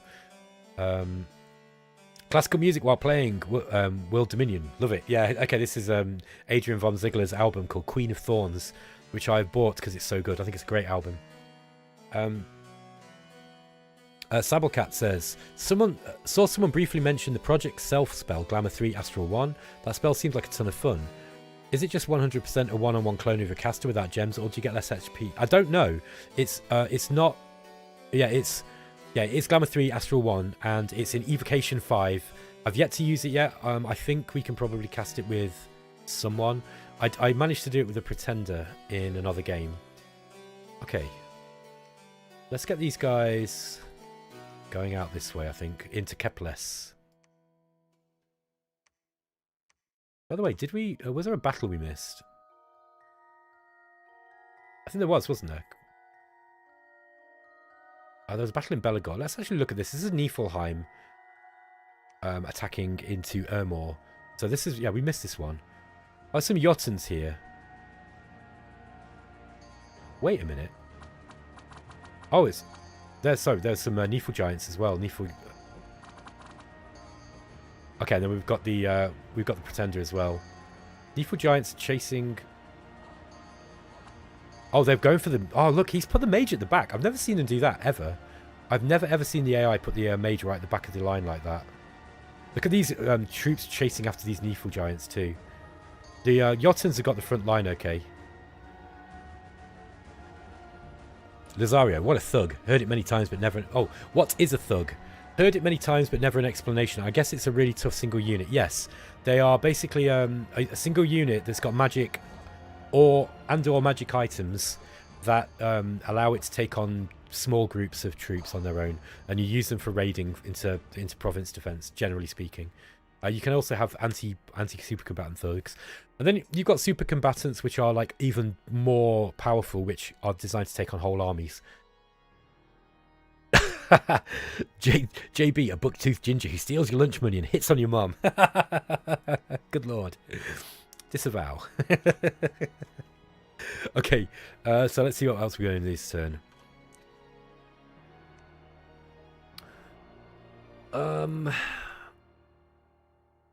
We've still got just about 1,000. I think we probably do need to start getting another fort up. I'm gonna get this guy building this giant palisades here. That's not the best resources there. What about this one? That's income 90. That's income 60. No, right. Let's get him back on defend. We'll get him on weight. Well, I think I'm going to put this one up here. Mind you, then he's not going to get the. He's not going to pull in the resources from around here. Actually, yeah, we're going to get way more income on this one. So I'm just being dumb. Okay, so let's get that up. That's basically most of our money for the turn spent. I think we probably want to get mages up though now at this stage of the game. We probably got enough of these guys going up. Let's just get a few of them. Get a bit of a trickle income. And Muspelheim, I think we want to we'll get one of these special Gigias up. Okay, Sablecat saying, I think it's a one-man light raiding squad army, usually a mage or a monster with magical equipment that can handle fights alone. Yeah, exactly. Well said. Okay, we've got because Niflheim's units aren't like their main researchers are not sacred. It gets expensive doing research, so you've got to be a little bit careful where you go. Ah, look, here was me telling Daz Tactic not to worry too much about age, but you will start getting afflictions with age. But it's not like Daz is like, oh, I don't know if I want to bother building the Gigias because they've got old age, and it's like, no, you need them. Just because they've got old age doesn't mean you shouldn't be using them. But yeah, you will get afflictions. You just got to live with it. And also, by the way, Gigias have got blood magics. Or sometimes they've got blood magic, so you can sometimes, and often they've got twice born as well. So you can twice born them if you start getting old age effects. VSM 42, hell, the Pantokrator candidate. Yeah, hello. Sabokat, Lazaria. There's also a super combatant that is a thug on steroids. Usually a huge monster that is capable of taking out armies on its own. Yeah, like a well-buffed, something like a Nifl Jarl or a Muspel Giant. Like this guy's a super. Hang on, this guy's a super combatant. So you'd cast some spells on him that make him so that he's even more powerful. Very hard to kill. Usually buffing something like protection or defense, or like giving a massive fear effect or fire shield. Or Phoenix Pyre or something like that, and then you send him into an army and he kills it on his own, unless they've got some kind of anti-thug, anti-super combatant thing going on. Okay, by the way, it's a little bit overkill using 2 mages on this, but I just want to kind of use it. I think what we'll do here, let's get these guys. I'm just going to put them on conservative gem use, and we'll use those gems that they're taking later on. But I definitely want to get this province if we can, before Calum get to it. Always the danger of bumping into them too. Okay, let's just get these guys. I'm going to get these. I don't really need these scouts moving around anymore. Might just see what they've got here in that direction. Let's get these guys just waiting in Niflheim. They're going to get killed eventually. Merry Discusser. Wasn't that affliction from the random event? Which random event was that?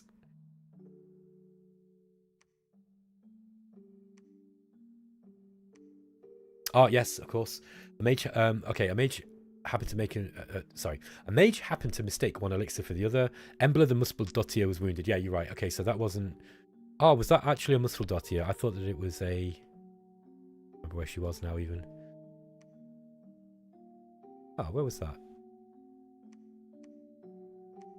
I can't remember where that was now. Oh, there she is. Oh, no, this is a Muspelheim. Look, this is a never healing wound. I think this has come from old age. The Muspelheim though, where was that one? Unless did I read that one wrong? No, it's a Embla.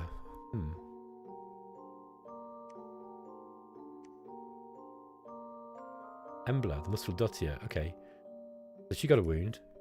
Yeah, current maximum hit points 21. So she's shrunken. Oh, what happened to her? She's gone down to size 5. Oh, she's smaller. Look. Okay. Oh, did she get slapped?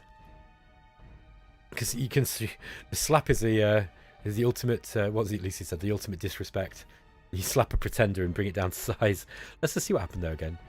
Oh yeah, okay. So she was wounded and she got shrunk. So she drank a shrinking potion. Okay. There's also Caleb attacks some independence here. Let's watch this battle and let's see if let's see how it handles these sacred troops it's got. Okay. No, it hasn't brought anything to bless them. That's kind of interesting.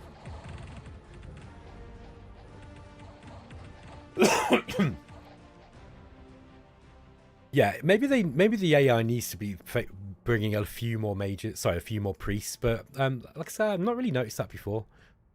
Now I've noticed it though. I can't unsee it.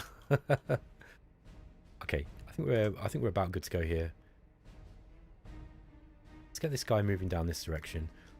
Ah, look at this. We've got a minus superior iron. It's going to give us 100 resources. This is another good province, look.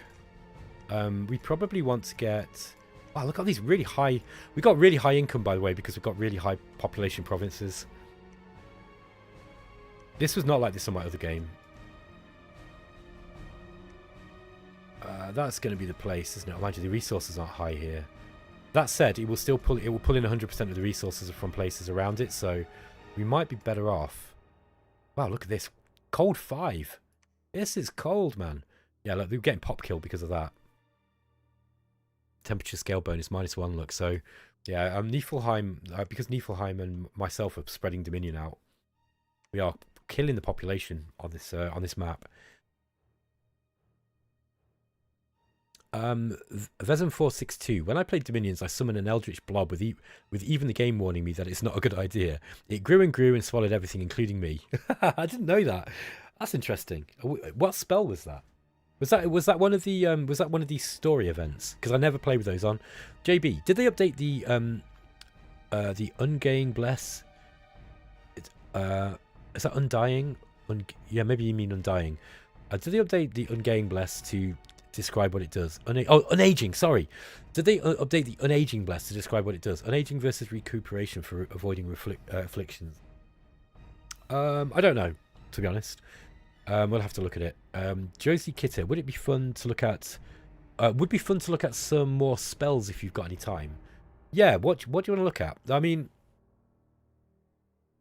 basically all of the spells have changed. It's going to take a long time to go through them. Like if we're going to do that, so I'd probably rather not like look at every spell in the game because that's something I'd probably do a video on. And honestly, I'm not the best YouTuber for that. Like you really want someone like Lucid or I don't know, like General Confusion or one of those guys. Does General Confusion even do videos anymore? I don't know. I really liked his channel. I thought he was great. It was one of my favorite channels for a long time.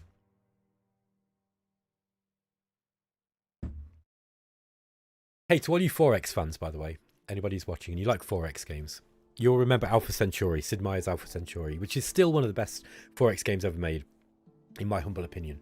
And General Confusion has done an amazing series on that. It's like one of the best Let's Plays I've ever seen because not only is he playing the game, but he's talking about the game at the same time and he's discussing like the philosophical concepts in the game as he's going.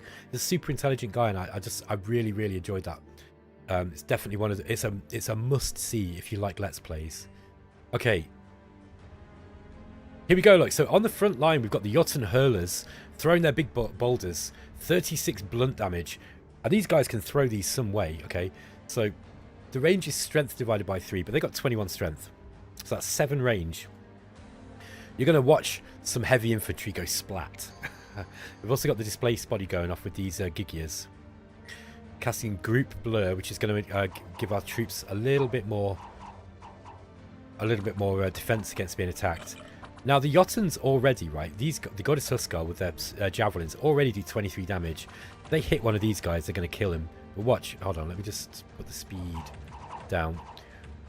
Let's check these rocks going in when they hit. Bosh, bosh. Like these heavy infantry are going to die. Now the Huskars, like these dudes, these rock throwers, I've not scripted them very well. They're a little bit too far forwards, so we are going to end up losing some troops here. Let's just bring them back onto normal speed. Yeah, they got into the front line, and the heavy infantry are going to hurt them. But they were scripted so that they were standing in a formation that the other troops can get through. Yeah, maybe I shouldn't have put those guys right on the front line. That was bad scripting on my part. Still, it was fun to see them throw some rocks directly on these guys. We've got some we've got some Long Dead coming up now. These have been cast by the Gigias in the background. There we go. Those guys have run. And some rock throwers now just going to go and move in and start attacking with their hand axes.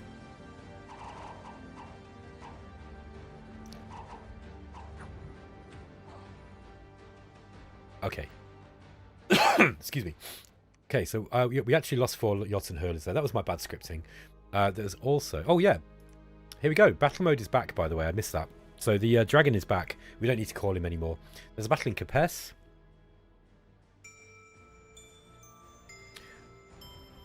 Rope Man says, there are elements spells based on the 4 humours. Can you show those? I don't know what school they were. Okay. Element skills based on the 4 humours. Oh, this music... Sorry, guys. This music is... Oh, I'll turn it off in a minute. So the battle music's still coming on. While the other music's still there too. Evan Sullivan, hello. Is there any new improvements to fire magic? In a general sense, yes, because there's more gradients in the spells. So, like, buffs are affecting, you know, different size groups of units. So hold on a minute, guys. Let me just sort this music out. Oh yeah, it's gone off now again. Let me just turn the music off here in the preferences. Yeah, so fire magic. All the spells have been all changed up a lot. So you got like Nest of Salamanders is a new summon spell that you get in here. Some of them are familiar. I think the elementals are a little bit different. These are all ones that I'm familiar with. I don't think there's anything new there. Burn? Okay, that's setting them ablaze. Combustion does that on an area of effect 1. Incinerate's going to be on... Oh, that's an old spell. Cold Resistant Warriors. Area of effect 20. Cold Resistance plus 5. That's at level 5 in Alteration. Flame Flesh Army. That's Cold Resistance for the entire battlefield. All-Consuming Pyre. Okay, that's a... Is that a ritual? Oh no, area of effect 40, fatigue cost 100. I can't remember if that one's in there already. 20 armor piercing damage. Flames will consume the caster if he's unprotected. Okay, so that affects everyone in area 40, but he needs to be protected from the damage as well. That's really cool. That's level 8. Evocation.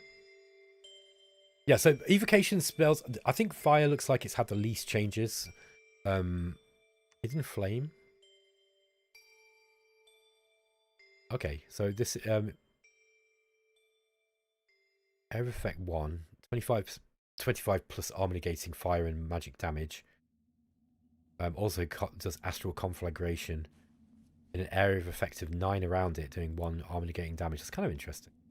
Anyone standing close to the flame will risk getting soul burns. Okay, that's pretty cool. Yeah, again, guys, I'm not going to go through all of these because I think this is going to be too many for us to really go through. The big change really to magic is glamour and air being separated out, and also the different gradations of spells that allow you to target different size, different area of effective troops, so that you get better control over your battles. Ropeman, probably Thaumaturgy. I saw names in Lucy's video, so it's like Phlegmateria and Sanguinaria or something like that. Let me have a look.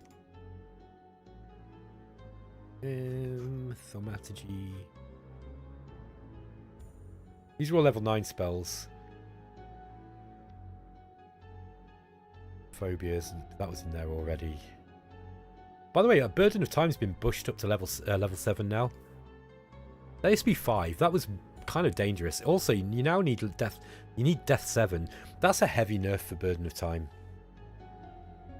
But then it kind of needed it. It was a really scary spell. A really horrible spell. Yeah, I don't see any of those. Sorry, mate. We'll have another look. It's been so long. I must get back at Dominions again. That's Vism. Yeah. Dominions is great. Okay, right. I'm getting a lot of these guys in Muspelheim now. I think we probably. What is our research? 170 per turn. What turn are we on? 24. It's not great, is it? You never get great research with the Jotun nations, though. They're really hard to kind of to get out. Excuse me. I'm gonna get these guys site searching here while we got the opportunity, and let's script these ones better. There we are. Okay, let's try that. We might find that we start killing our own Jotuns here, but that could be quite fun. I mean, not fun killing my own units. I'm not that sadistic. I don't care if I do, though. Like, I know Mary Discusses is watching here. Like, we're having a conversation about this. Like, he doesn't like it when I kill my own units, but I just think it's hilarious. Like, more lambs to the slaughter as far as I'm concerned. It does not matter from whom the blood flows. Forniot. Okay. Okay, so battle mode has returned. Here we go, look. Battle mode, the Archmage. This is the dragon. He's in his Archmage form. Yeah, right. If I can empower him, I'll be able to cast that glamour spell. We need to empower him in Astral.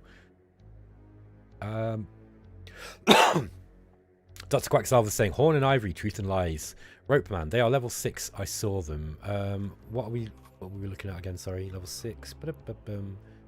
Oh, Caleria. Okay, right, sorry. caster affects a friendly province with a humor of fire, Caleria. The population becomes energetic and productive, also easy to anger. Production and income are increased, but quarrels are common and unrest will gradually increase. So yeah, scales of production is increased by 2, unrest increases by 1d6 each month. That's really cool. We've got Sanguinia. This reduces unrest by 1d6 each month. Okay, that's cool. Phlegmatia. Scale of sloth is increased by 3. Dominion is reduced by 1 or 2. All units in the province must make an MR check versus 10 and a morale check versus 10. If they fail, they desert. Oh, that's kind of cool. That would be good on like low magic resistance and morale. Then we've got Melancholia. So that was the one we just looked at, was it? Sanguinia. Phlegmatia. Okay, sorry, Melancholia. Scale of sloth is increased by 2. Dominion is reduced by 2 to 3.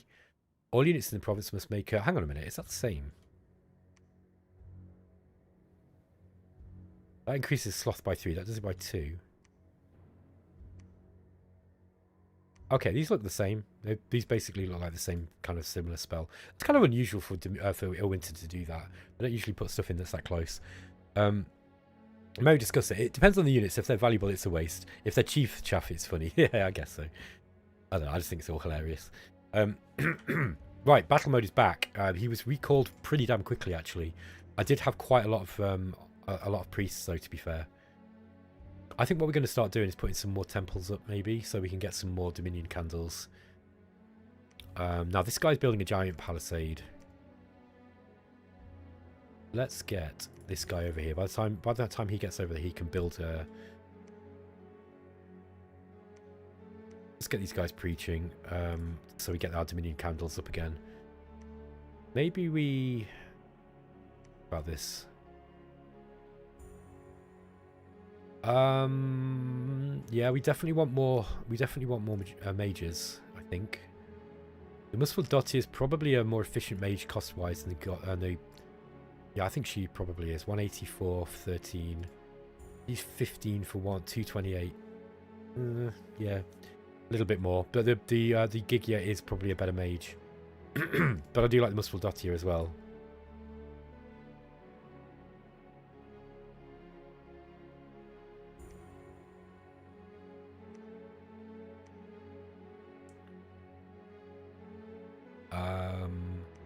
What's his research like? 28. Okay, that's good. So we're actually getting more research points now. I do want to increase my research. Have we got enchantment 5 yet? No. Going to be a couple of turns away. Then we can get Skelly Spam out, and then we can start like. Actually, once we've done that, then we immediately want to go to construction 5. Is it? Yeah, we want construction 5. Construction 5 will allow us to build skill staffs, and then we can really get some Skelly Spam out. Okay.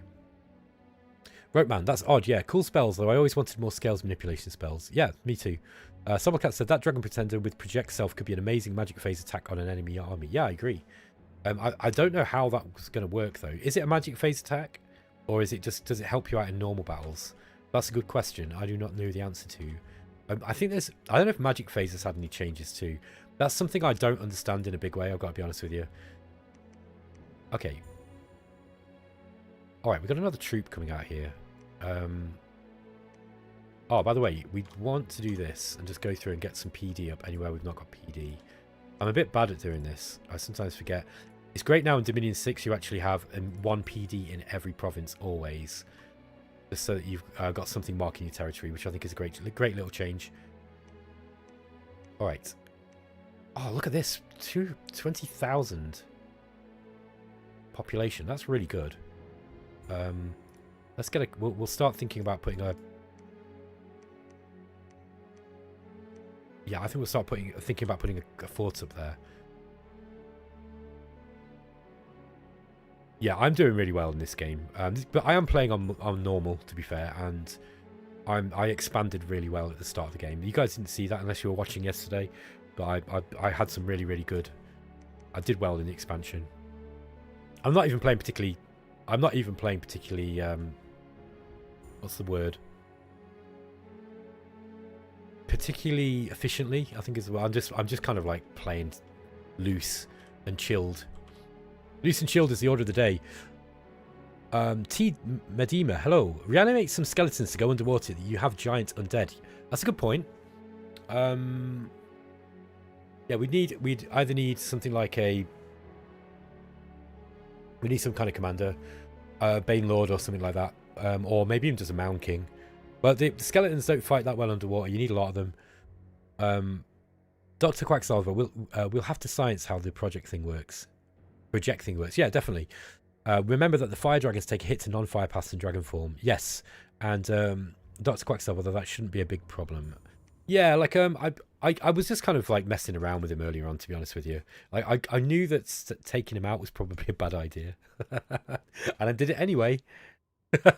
So there you go. It wasn't too. It didn't turn out to be too much of a big problem. Yeah. So the Jotunhearst can actually put them in. Oh no, he can't. Okay.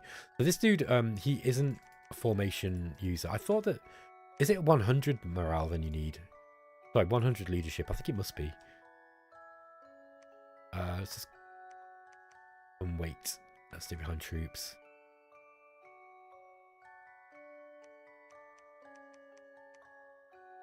I love using giant troops, man. They are a bit of a challenge to use, but they are good fun. They are really, really good fun. I like expanding with Jotuns. I got quite good at it when I was playing with middle-aged Jotunheim. Ropeman. Skellies could probably take those Merrows, no problem. Yeah, they probably could. Especially if you've got someone spamming them out every turn. I don't like using gems on reanimation unless I really have to. I mean, you know, I will do. I like saving for Pale Riders and that kind of stuff. We are not getting enough site searching out. That's one thing that I'm really messing up here. So let's get you site searching because you're a level 3 mage. Probably the most efficient would be to get one like this.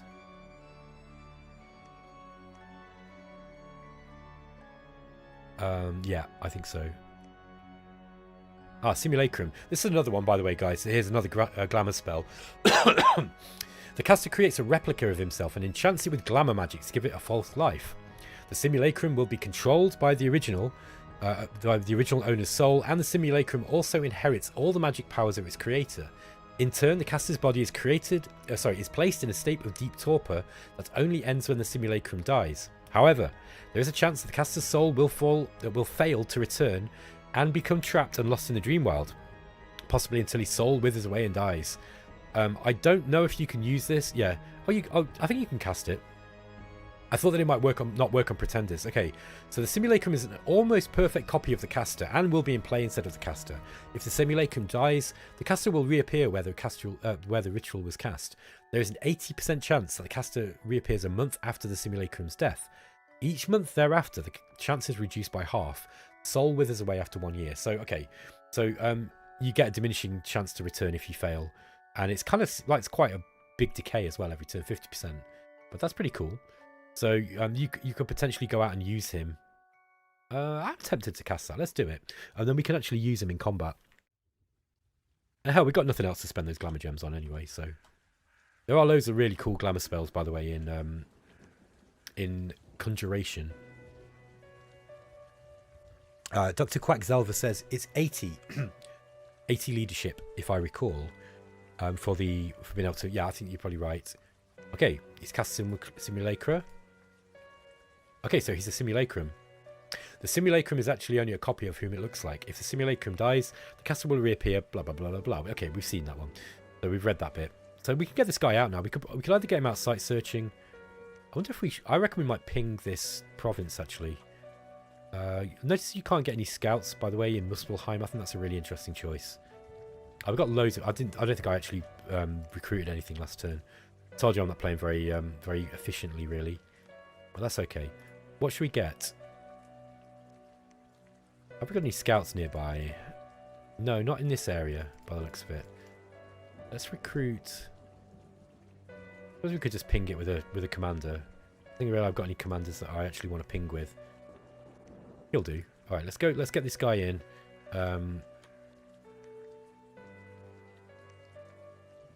Let's get him on retreat. There we go. And we'll send him in as a ping. I'll see what's in that throne. We might be able to take it. I don't think I actually messed around with the thrones on this. Okay. Yeah, so she's going to be... these two are going to be decent skelly spam when they've got... good at skelly spam once they've got a skull staff on them. Now you'll see that we've got these guys on auto search. Look, they're going out in all different directions searching. Yeah, it's a bit of a waste, those two going off in the same direction. You, I'm not bothered, but if if you're playing really efficiently, you probably won't use auto search. I probably wouldn't use it in a multiplayer game, to be honest, because I like to kind of pick where I'm going. Okay, we've missed out on this one. By the way, did we miss the battles? I think we did. Let's have a look at this, the battle in the Brightwood. Team Edema says, I like using the remote searches so you know you have everything. Yeah, I'm the same. As soon as I can afford to do them, I will. Look at this. This is a big army of Muspel stuff. Muspel guys. The giants are burning up these bushes as they go, look. That's hilarious. Okay, watch these guys absolutely wreck these dudes. They've got firepower as well. So... Are they actually in heat? No, I don't think they are. I don't think they're getting anything from the firepower in this battle. They don't need it. These guys are so big and strong. When these guys are, when they're like fully blessed up and stuff, they are really, really dangerous. They got fire shield though. I mean, that's good enough. Anything hits them is just going to start. It's going to set on fire. And the Muspel Jotuns were doing this. The house guards here were doing a good job going around the side as well. Oops, sorry guys. Oh, by the way, this is something that Dad showed me. I didn't know. You can show the combat round number now. This is going to help you with your battle scripting. Sablecat, can someone do some help? Sorry, can someone help me do some quick math on your pretender actually dying from simulacrum? I get to it around 8%, but that might be wrong. Oh god. It's been such a long time since I've done probability stuff that I can't be bothered to work it out. When I was at uni and I was doing a degree and it was quite maths heavy. And I had a mate called Dave who he wasn't very good at computer science. Sorry, he didn't know much programming and I was a little bit ropey with my mathematics. I mean, you know, I still got into the University of Edinburgh and that's not easy to do, so I wasn't that bad at maths. But we had a bit of a trade, right? And the trade was that Dave was going to help me with the maths where I needed it, and I'd help him with the programming, and that worked quite well for a while. But when it came to the probability stuff, I actually picked that up really, really well. But have I used that shit since I left uni? Nope. And do I remember any of it? Nope. I don't remember any of that shit at all. Mathematics for me is one of those things, right, where I love it for a bit, but if I end up if I don't use it like all the time, I just completely forget. I think we lost quite a lot of these guys, by the way, these Jotun hurlers here. I think we that was again my kind of rough scripting. These guys, yeah. Oh no, we only lost 2. Oh, that's not bad. That's not bad at all. Amazing Gridiger. Hey, have a nice stream. Oh, hey, thank you. Appreciate it, man. Dr. Quacksalver says, wait, there's a hotkey to see the scales dominions in the battle. Is there? There might have been, yeah. What button did I hit? There we go, F2, weather and dominion. Yeah, all right, so this is another thing I've not shown you. So yeah, you can check the weather, whether there's rain, daylight, or whether you're in twilight. By the way, there's another thing that's changed, the way that combat rounds work. So you don't get a draw or whatever it was like now. Instead, night falls and your morale starts going lower. So there's always going to be an outcome still of the battle rather than just the timing out. And then you're getting that thing where, you know, your impossible to kill super combatant gets timed out by infinite skelly spam. You just don't get that anymore, apparently. Yeah, look at this. Okay, that was the last battle. We've already watched that one, but I was just getting into it again. There's a battle in Waywoods as well. Okay, this one might be a little bit better scripted. Look, because we've got these guys slightly ahead, but they shouldn't get in the way. Now the problem is they're a little bit faster than the house guards. Look, these slingers ain't gonna do shit to them though. Look at that! Imagine getting hit by a boulder thrown by a giant. That's gonna put a dampener on your day, isn't it? Amazing Gridiger says, what is it? Centurion on minimum? No, this is Dominion 6. Look at these boulders going in, like 26 damage. Okay, we're going to, hang on, activating Dad's tactic mode. So we're just going to see how much these, oh yeah, you can press the plus and minus keys. I just want to see how much these rocks are doing. There we go, look. Hurler hit Jotun Hurler with a range attack in the arm, so we hit our own troop. You traitorous turncoat. Let's not blame the commander, of course. It wasn't my bad planning at all. Actually, those hurlers are way faster than I thought. So the goddess Huskarl is 13, or Housekarl. The hurler is 13 as well. Okay, that's interesting. Why were they getting further ahead, I wonder? They're both the same speed. I need to revisit that and just check it out. An unexpected event has occurred in Pavonia. Okay, we've got drain +3 and loads of population died. That was kind of painful.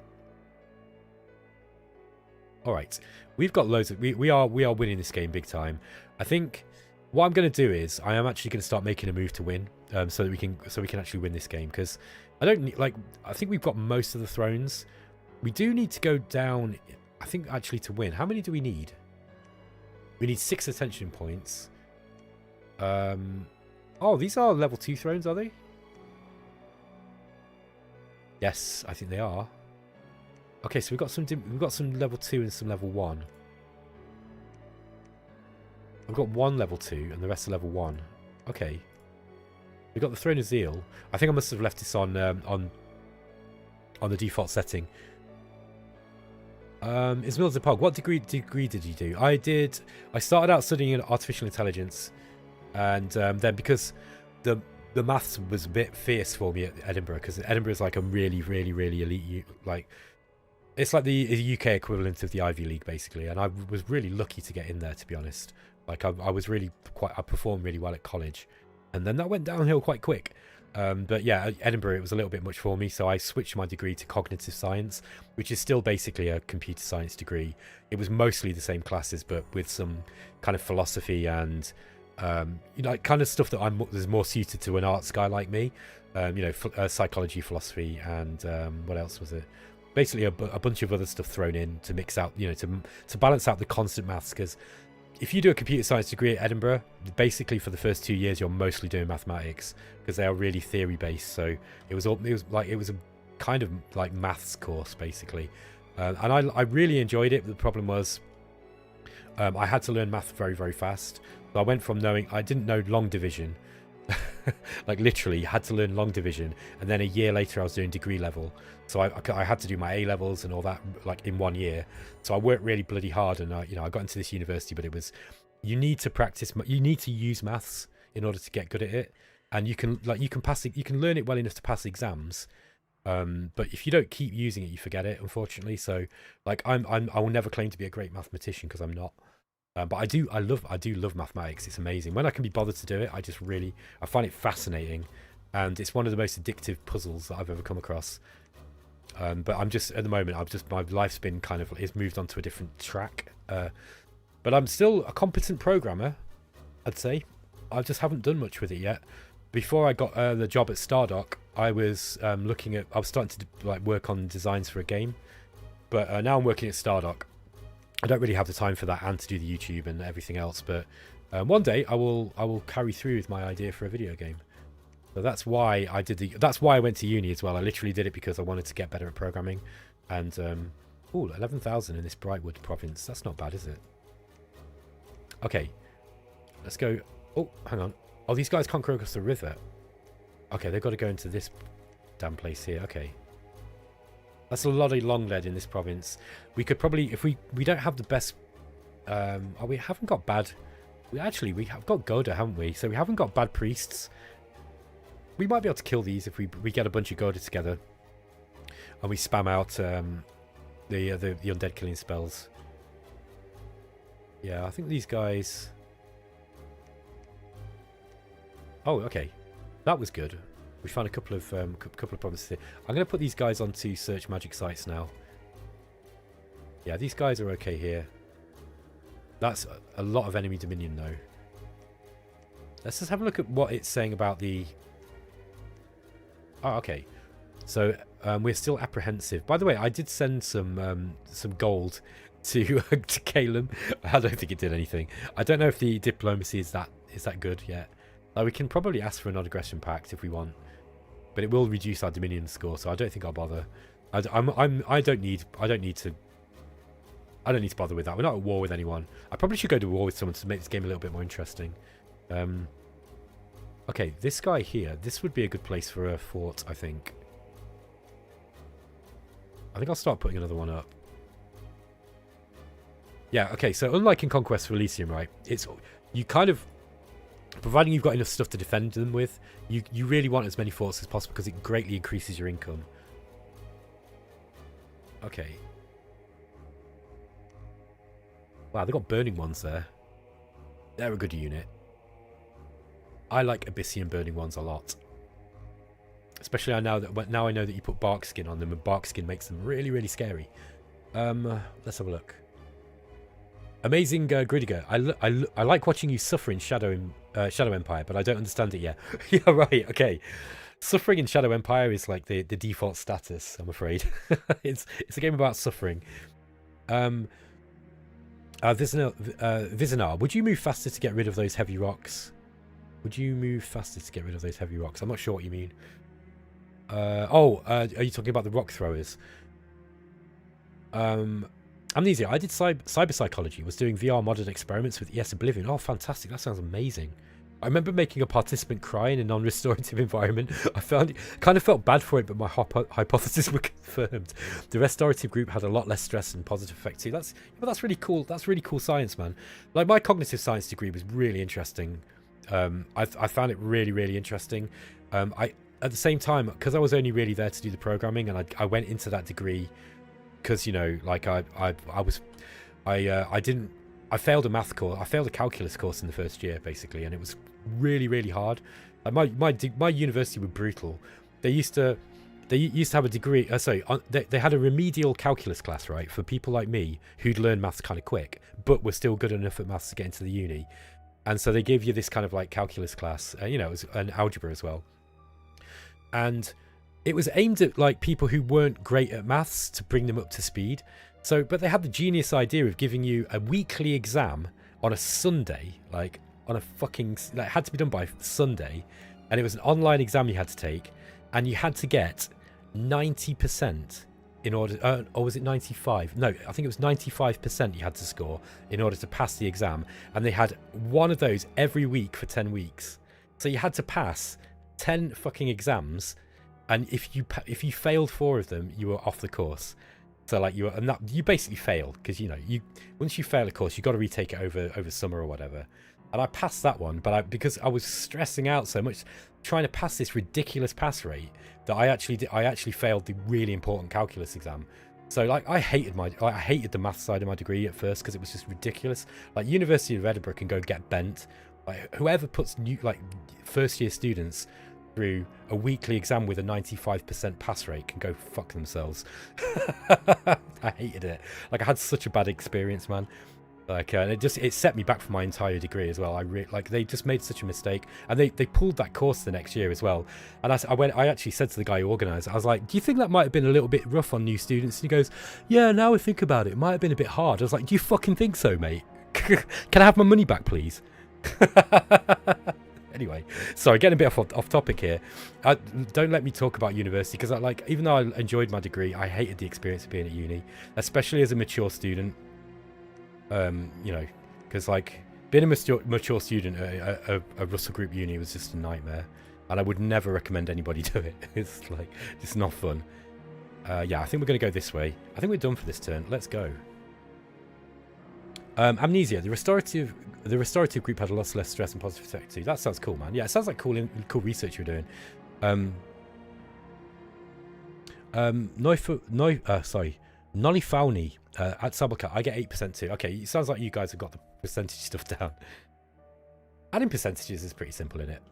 I think I vaguely remember how to do that. There we go. Look at this. Oh no, those guys took that those heavy cav charge like champs. Taking it like a champ. Okay, the house guards will kill those easy, but I reckon we probably lost a fair few troops there. Okay, we lost 3 hurlers. That's all right. We got loads of money. There's plenty more where those guys came from. Okay, yeah, our income's pretty high, and I'm not recruiting that much now, so I don't need this many troops. I think we probably should start moving into mages. Let's start getting some Gigia. Now, I don't remember recruiting quite as... Excuse me.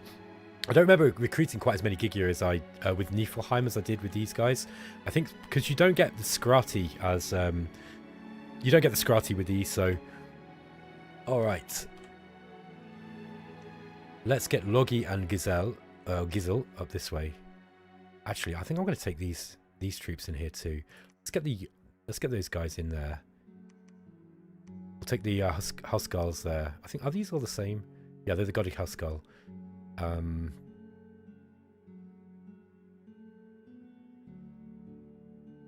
Yeah, he's actually got the better leadership score. Look, let's get him actually with these groups.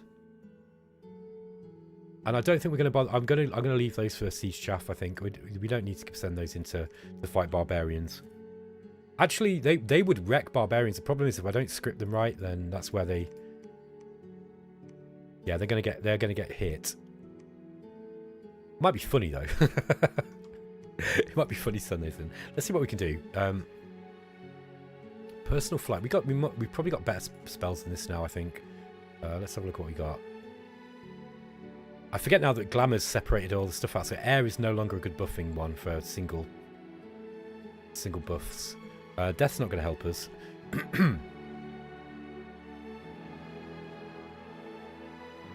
Our flight. Well, that increases missile range. That's kind of cool. Yeah, we'll just keep it like this. We'll get this guy just casting spells.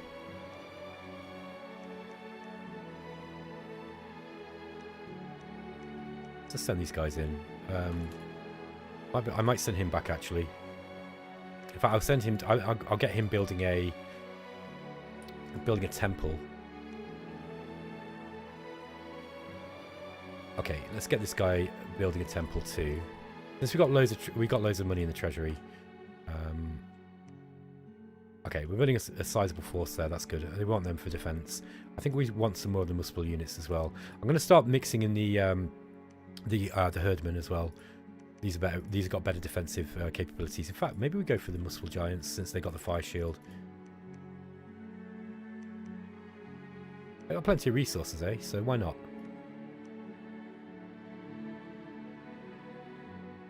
Okay, these guys are going where?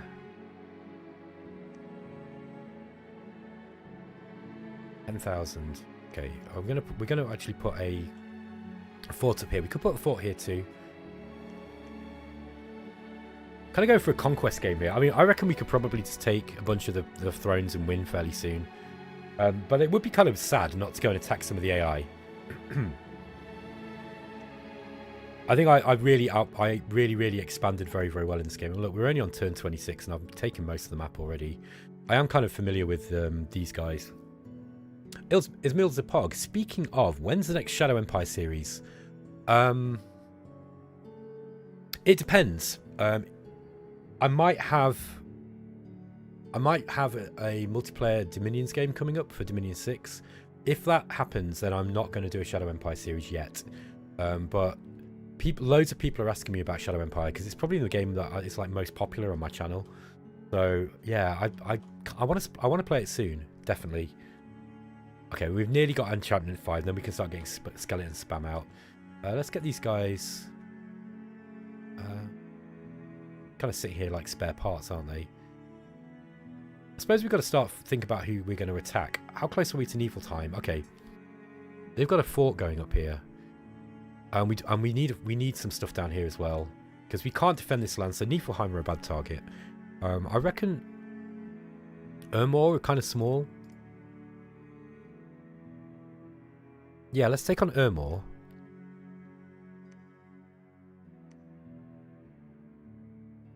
Yeah, do we attack Ermor? I think so.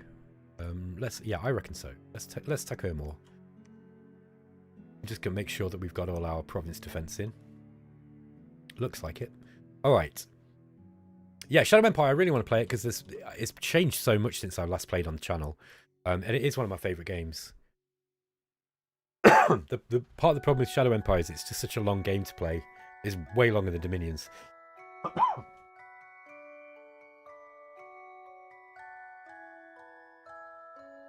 A messenger arrived from Calum. We hereby declare war on your holy nation. All right, so that is the war figured out. We've researched enchantment and construction 1 and 2 straight away. So we're going for construction 3. We need construction 3 to get the minor magic items now. The battle in the windswept desert. Let's just check this battle. How long have I been recording for now? Yeah, lots of choppy barbarians. Yeah, they don't like fire shield though, do you? Okay, let's just see how that went. Yeah, we lost the Goddess Huskell and we lost 11 hurlers. Alright, so those hurlers got wrecked. Let's just watch that again. I wasn't really paying attention. Okay, I didn't script them properly in the end. That's okay. We don't need those guys. There's plenty more where they came from. Did they actually kill anything? Yep. Not very many. Not enough to to lose that siege chaff, but there we go. Yeah, the Jotuns don't do very well against barbarians. I was watching Daz earlier on, and Daz fell for that as well. There's a battle in Tydia. Ropeman, lol. I guess they didn't like the gold. No, they didn't. They obviously found that my 200 or 100 gold was a bit of a. Oh yeah, was this me pinging the things? Yeah, that was me pinging this army. There's nothing there, is there? It's just a small army. I mean, well, it's a large-ish army. With what? A mage? Is that it? I think so. Okay, that's easy to take. That's an easy throne to take. So let's just go and grab that now.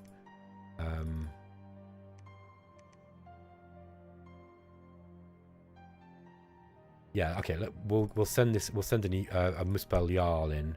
We've got this guy, Stenstolper, the Muspel Jarl. Oh, he's got Death 3. Look, that's good. So I mean, he's straight away. He can cast Horde of Skeletons.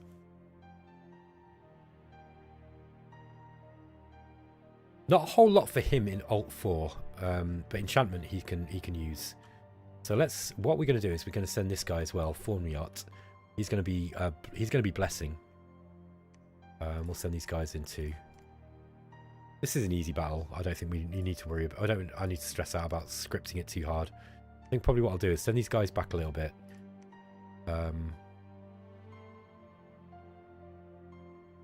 Let's have these Muspel Giants. Put them on the front. I think we'll put the Jarl in the front as well.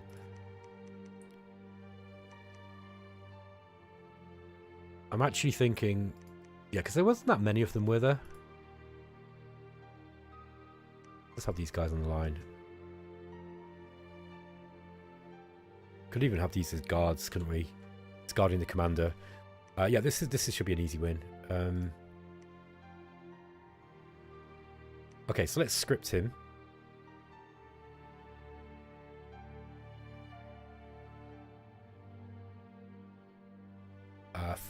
He's already going to have Fire Shield when he's blessed, right? So we don't need that.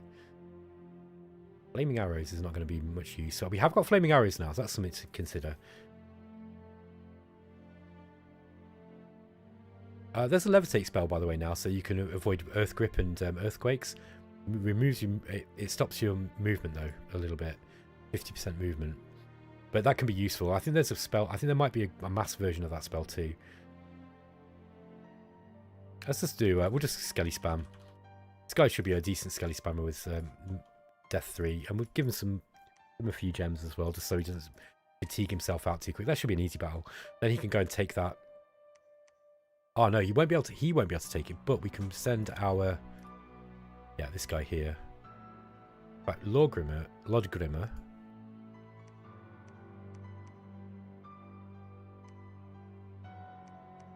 There we are, look. He can just do Divine Blessing and Sermon of Courage. Okay. May discuss this. Sabblecat, if I did the math right, you have a 7.81% chance of a Simulacrum staying dead. No guarantees that math is right. After the third turn, you can realistically say goodbye. Yeah, I think that sounds about right. And we could actually send our Simulacrum in. That could be fun. He's got loads of cool spells. So Oh, you can give... so Gift of Splendor gives some troops gives them ore. That's really nice. We've got Twilight as well. All units have -2 precision unless they have dark vision or true sight. All glamour mages get +1 glamour skill. So this is like your Phoenix power, basically. So yeah, that's pretty cool. Oh, that comes in alteration as well. That's really interesting. Twilight has no effect unless it's cast in normal daylight. Night, darkness, and unnatural brightness cause the enchantment to lose its effect. Okay, that's kind of cool, isn't it? So that if you're coming up against lots of mages and archers, that might actually be a good thing to be casting, and you get more glamour skill too. 100 fatigue cost though. That's kind of pricey. By the way, I don't need to be spending time scripting a simple battle like this, really.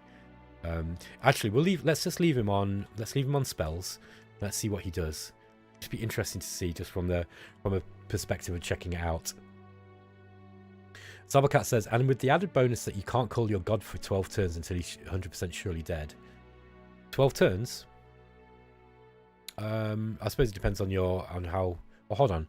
You can't call your god back for 12 turns until he's 100% surely dead. Oh yeah, I understand. Right. So yeah, you've got to wait until you know that he's died, basically.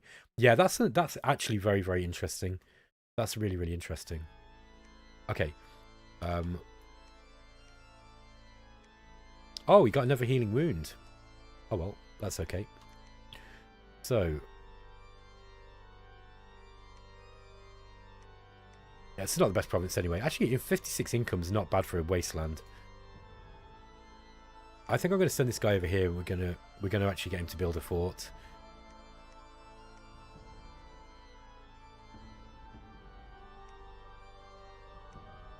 Yeah, so we need to start thinking about the war. We've got a war with Calum to run. So let's bring the Gigias back, because they're going to get attacked. First thing we want to do is we need to increase our PD a little bit. And we need some anti-Calum raiding parties. Merry Discuss says, Twilight also seems to affect enemy glamour paths. Right, okay. Just check that.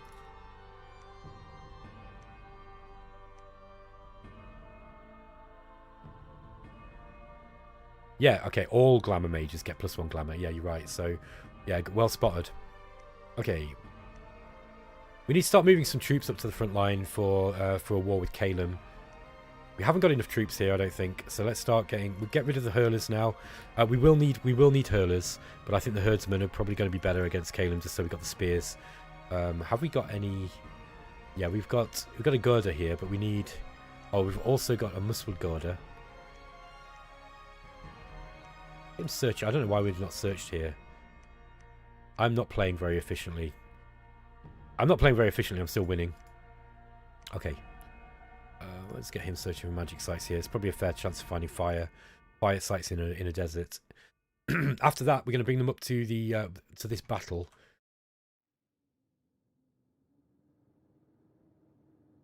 Actually, I might be bringing them up straight away.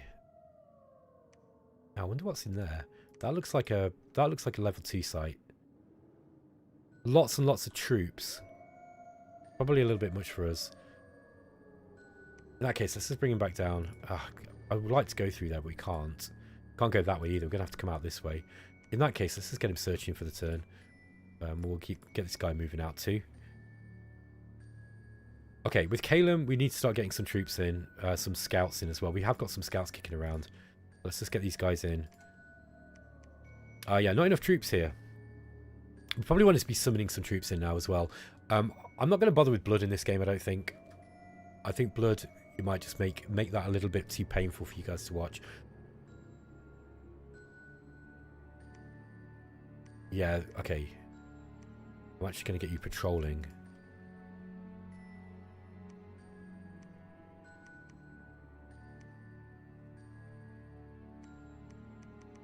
To start getting some, we'll get some archers up here too, because archers will help against Calum's flying units.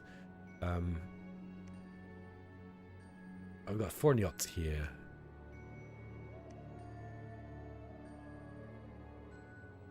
Okay, yeah, I'm not. I thought I was sending him out, but I'm not. Let's send this guy over. We're gonna get some more mages up that direction. She's still searching. Got to be a bit careful about site searching when you've got flying units possibly incoming. But we do need site search. We haven't got a great gem income, to be honest. Yeah, we don't have anything in conjuration. I think probably switch to conjuration pretty soon, so we can start using some of these gems. Because I ain't making much use of my gems at all. Okay, let's just go. Walter, let's see a fortress battle. Okay, see what we can do. I do need to check how long the stream's been on. Sorry, folks, just 1 minute. I can't actually see how long it's been. Oh wow, it's only been 3 hours.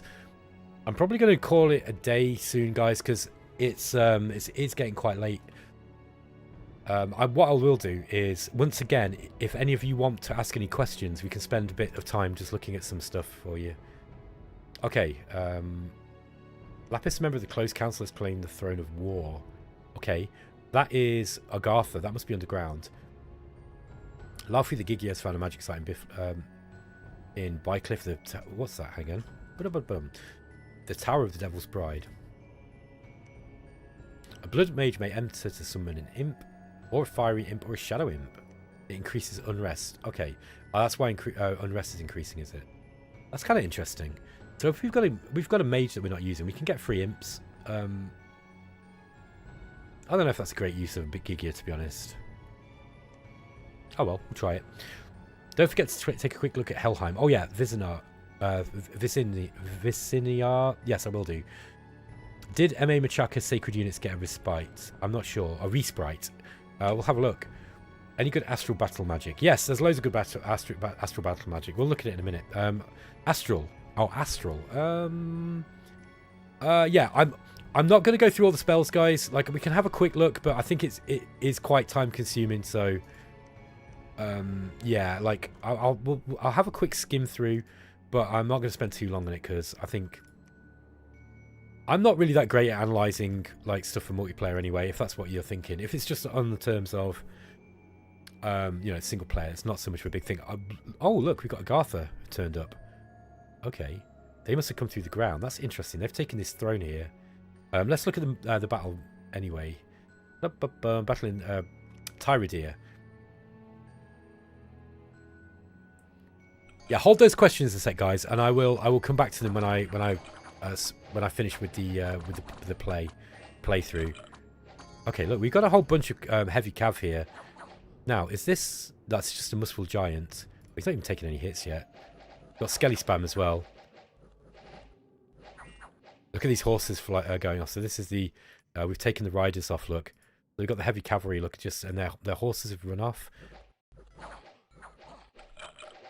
It's not the horses that ran off. Those guys had their horses killed. The other ones had their riders killed. I think that's what's going on there. Got a lot of heavy infantry on this side. Let's just see what is this guy doing? Oh, he's doing ignite arrows.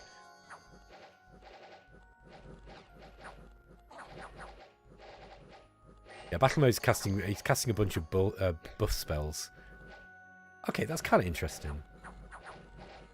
It seems to be favouring keeping stuff alive over doing direct damage. Gift of Splendour, so that's going to be casting ore. He's turning to his dragon. That's interesting. Now, is that because did he die? No, I don't think so. Did he just do that off his own back? That's kind of interesting. He's decided to turn into a dragon. Yeah, these guys have been defeated.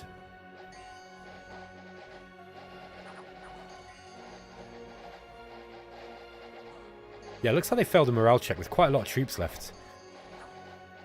A lot of them are going to be chasing those down, look, while the others are going in to attack these guys.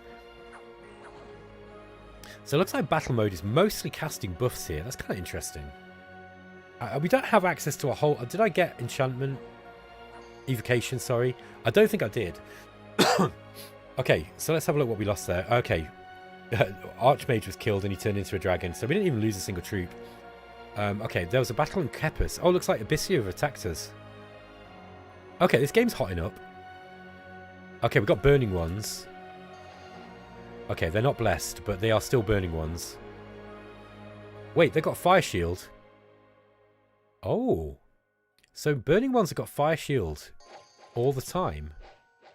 Holy crap, that's going to make them really scared. I mean, these guys are really, really good anyway. 20 protection, look.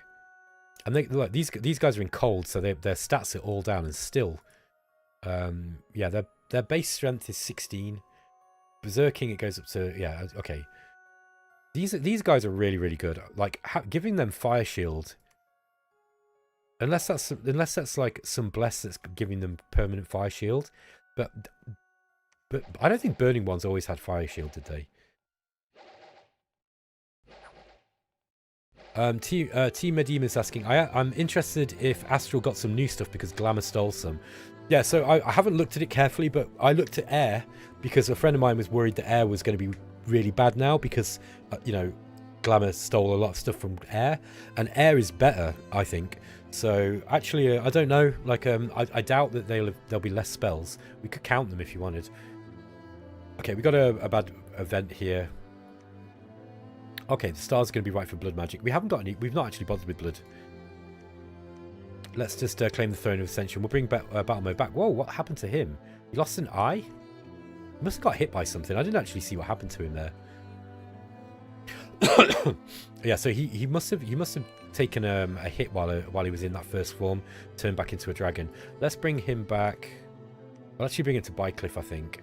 Fly battle mode over there. This guy is going to move out this way. Yeah, we probably want to get into the sea as well. I'm not too worried about that. I don't know if is there a throne in the sea? Yeah, there's one down there. I don't know if we'll need to get to that. Also, we have got access to the underground now. I probably should take a look at that when we get a sec. So Abysia have attacked us. Let's get these guys up this way, and we'll attack Abysia. If that's the way it's going to go down, gonna have to take them on. Let's get some more troops up here. I'm not going to bother with the hurlers so much now. We do need some of them, but not a whole lot of them. They are very good at sieging. That's one of the reasons why you got by those guys. They are really good at sieging. Right. Have we got a leader here? No, we don't. So let's just stop with the Gigia for a minute. We'll send a scout that way, and we'll get a goddess. Sorry, we'll get a whatever these guys are called. The Jotun Jarl. Mary Discusser says, does coming back from Simulacrum after a death remove wounds? Don't know. Visinar, I love how the arrows change size based on the size of the army. Yeah, that's cool. By the way, if you, I don't know if have we got any, whoops, see if we got a spell. This is something that's pretty cool now. If you cast a ritual spell, like, let's say we cast this spell over here, or we'll cast it like far away. Let's say we cast it over here, right? And we won't worry about the rest of them. Now you can see, look where you're casting your spell. Can you see this graphical effect? This is really useful. This is a really nice UI change, I think. This enables you to see where, you know, where your magic phase attacks and things are going to be going. Guys, can you just hold on a sec? I'm just going to be back in about 2 seconds.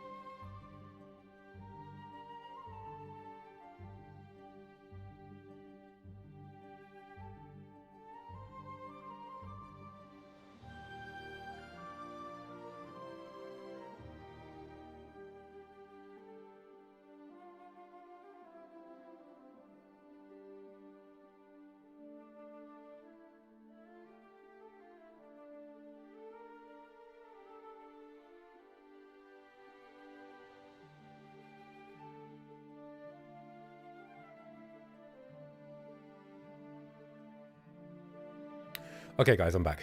So we're now in a two-front war. It should be relatively easy to deal with, I think. Abysia are going to be... we've got the tools to deal with Abysia, I think. I think we've got the tools because we've got the fire resistant troops that can come out of Muspelheim. So we want to start recruiting some of those. So that's an important one.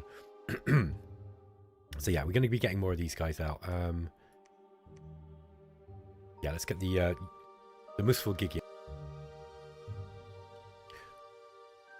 Of course, the fire magic isn't going to be so effective against Abyssia.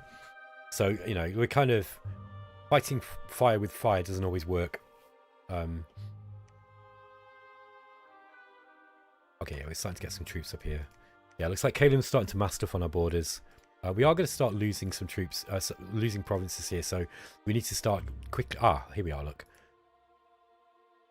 I don't know if we should upgrade this fort. I think it's probably a bit too late. Get this guy back down in here as well. Okay, so we need to start kind of like moving. They're going to start raiding us. And the AI is not bad at raiding. So we probably want to start moving some troops out.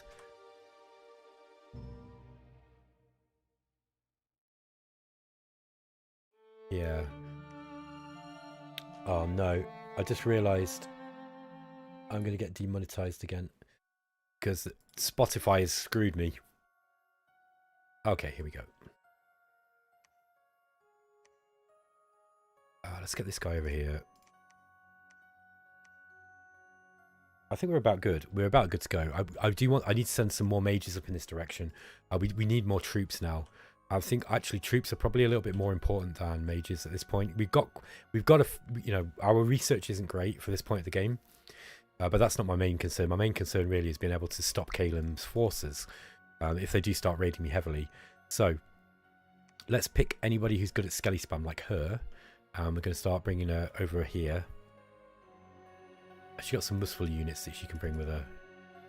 Yes. So let's get her bringing these guys. Okay, that's going to take a little bit longer for it to get. It's because those Jotuns have got little legs. This guy is going to be on Preach. That guy is going to be waiting. I don't think we should upgrade the fort. I think they're likely to jump on this fort. Okay, we're not going to build any more of those. These have got really high siege strength. Yeah, they've not got bad siege defense, but I think they're about the same as these. Yeah, it's their siege strength is really, really high. 9.4 look with the Jotun hurlers, because they're just really good at throwing rocks and knocking stuff down. I think we're going to go for... We're going to get some herdmen. So we've got something in the... so we've got some troops to actually stand in a breach if we do end up getting a breach. Let's get this guy moving up this way. Okay, he's done his search. He found a burial mound, I think. Yeah, I think he's going to have to come out this way. All that will go through this throne. Now, we've got access to a few thrones. We're going to take this one this turn. I think that's about it this turn, guys. All right. Okay, we've claimed the Throne of Storms in the name of battle mode. Let's just go and check that one out and just see what that one does. Okay, so that's one Ascension point, one Dominion point spread. Blessed Troops gets shock resistance. Okay, that's really, really nice. And it gives us 2 air gems per turn. Okay, so actually the magic site produces 1 air gem per turn. And then the throne claimed gives us 2 per turn.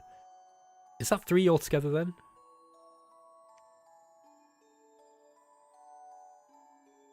Interesting.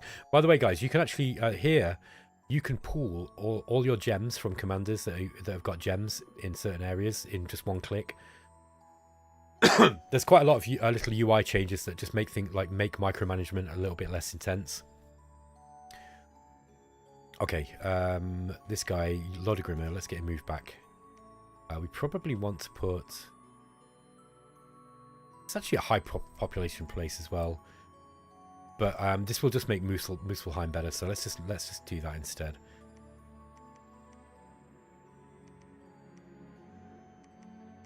Oh, those are guards. We don't want to do that now.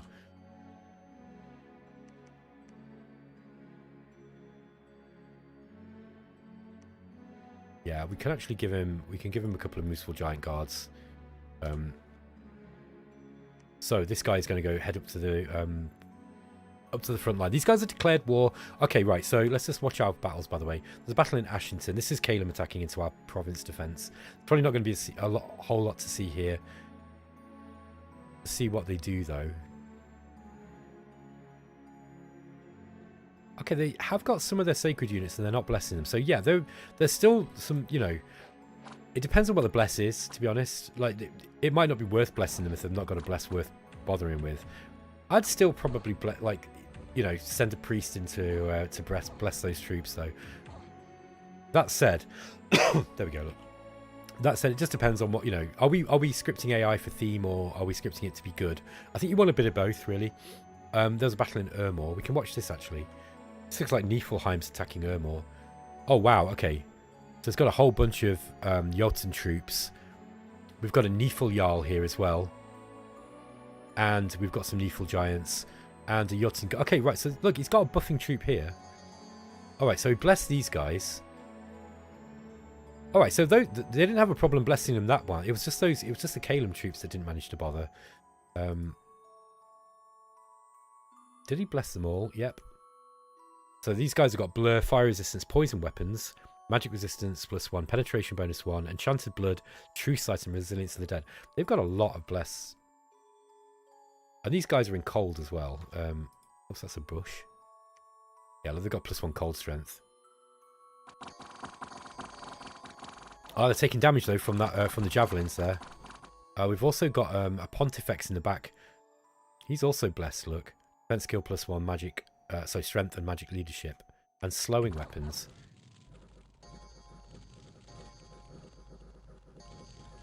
Giants regenerating?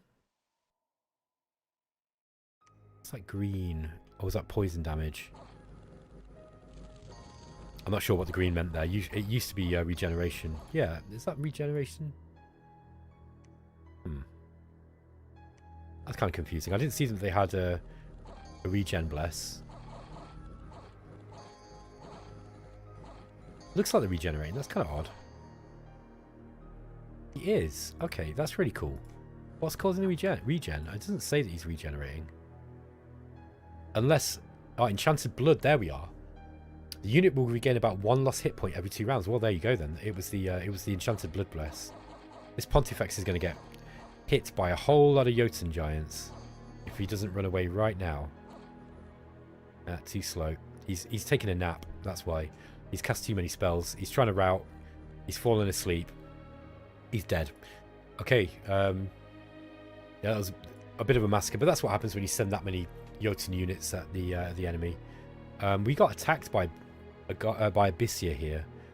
You. Look at this. Okay, so we got a whole bunch of burning ones. Okay. Okay, he did actually bless them. Okay, so look, the AI is blessing troops. It's not blessing them thoroughly. You know, it's not blessing them like really, really carefully. In fact, he just blessed himself there. So that could be better. This is all stuff that Illwinter can work on. We just need to keep on it and just, you know, point out, hey, can you make sure that you bless the units a little bit better? I had heard that this was the one part of the AI that wasn't a whole lot better. Mary discusses asking, does enchanted blood provide some healing? Yes, it looks like it did. Yeah, this is just a fairly simple battle, look. We've got a Muspelheim here we're going to lose. They're sending a lot of salamanders in. See what I mean? Like, the AI is actually making some cool themed armies at least. Like, at least they're using some cool stuff. And, like, for a single player, that's really important.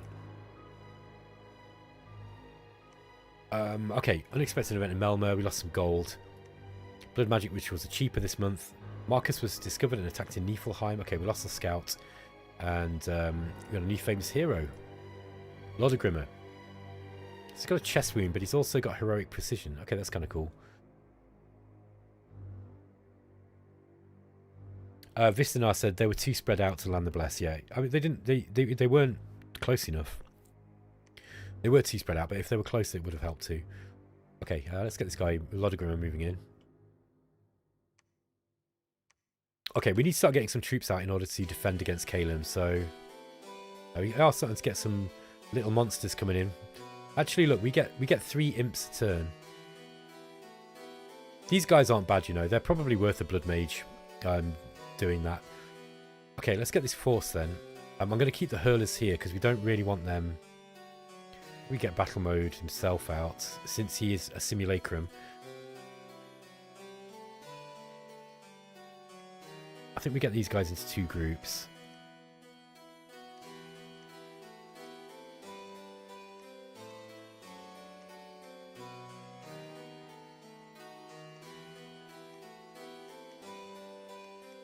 Ah, no, with Kalen, we want them in box formation, don't we?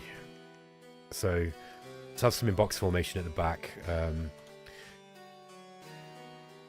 we need to keep pumping units out here, so make sure we're always building units. We do want more Gigias, but we probably want...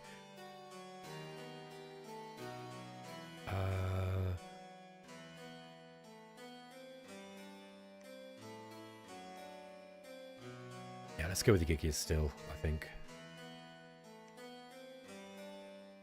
So battle mode. Let's start moving out. I think they're going to start moving in and trying to take us down. Oh wow, we've got a whole lot of province defense here, look. So they're going to struggle to take this. I actually feel like we could probably... we might have a better chance of defending this now. Yeah, especially with patrol. I think we're going to send... Let's send some Gigia over as well. Yeah, we'll send her as well. Okay, let's get those 2 out. This one is going to stay here. Actually, I'll move her out with battle mode. She can be a skelly spammer.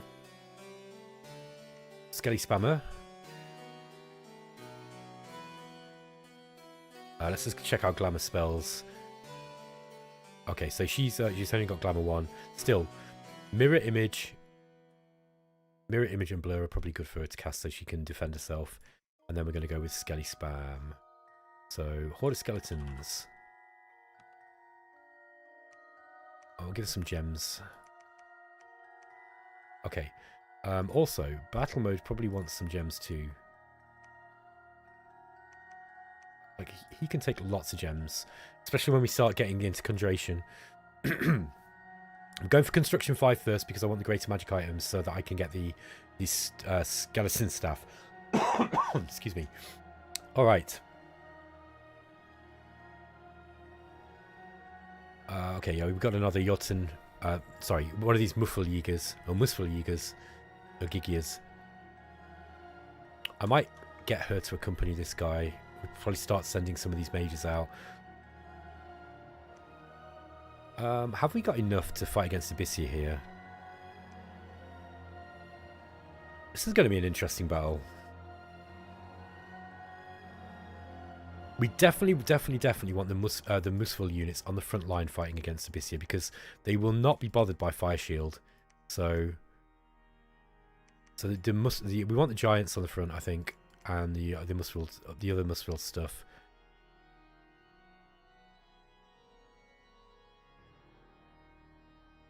Yeah, I do like the morale bonus that these guys are getting, but I'm just thinking... Yeah, let's give them the morale bonus. Wow, that is a big line of troops. That's big. Let's put them in double line. Then we've got the hurlers. I'm going to put the hurlers at the back. The hurlers want to be on hold and fire. I'm kind of tempted not to fight with them if I can.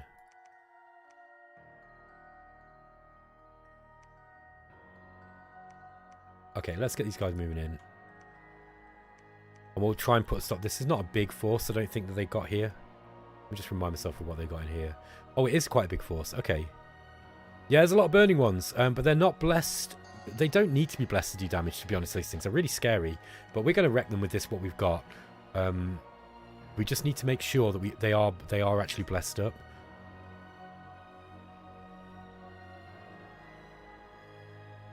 Let's just get some better spells in.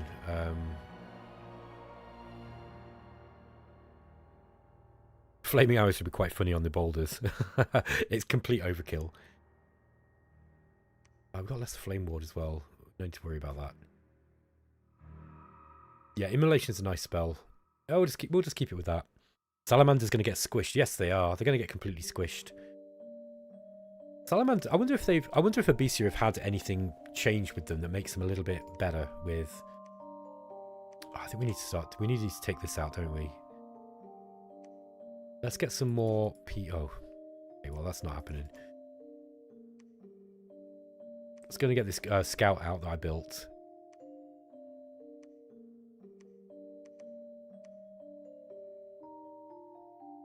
Holding fire on these guys.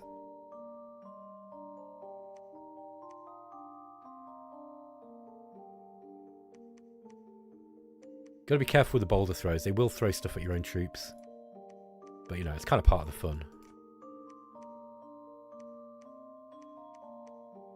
Okay, we don't need to worry about that now. Let's get him on spells. 1, 2... Oh, we got some good mages here. Okay. We've got some... We can work with this. So, let's get these guys... I'm going to give them some gems. Just so that they can... crap out more skeletons without taking a nap too soon.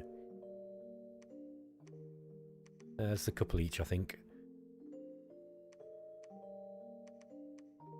Okay. And let's just get... Yeah, they're not going to be able to share a script. I'm just going to go like this. I'm not worried too much about... careful. That much skeletons is going to make... Even Abyssia is going to struggle with that, I think.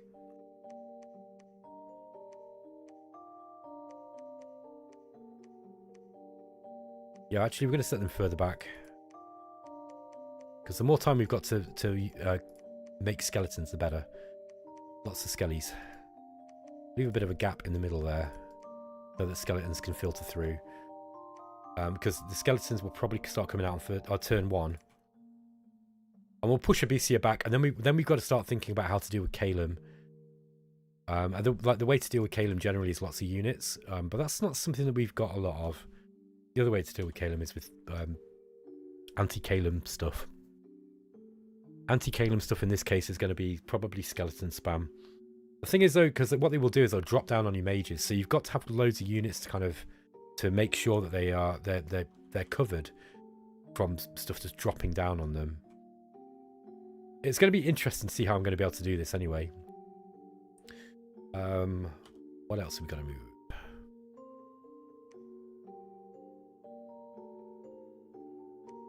Let's just keep our scouts moving around here. They've got a lot of they've built a lot of temples. I'm going to try and knock those down. Okay.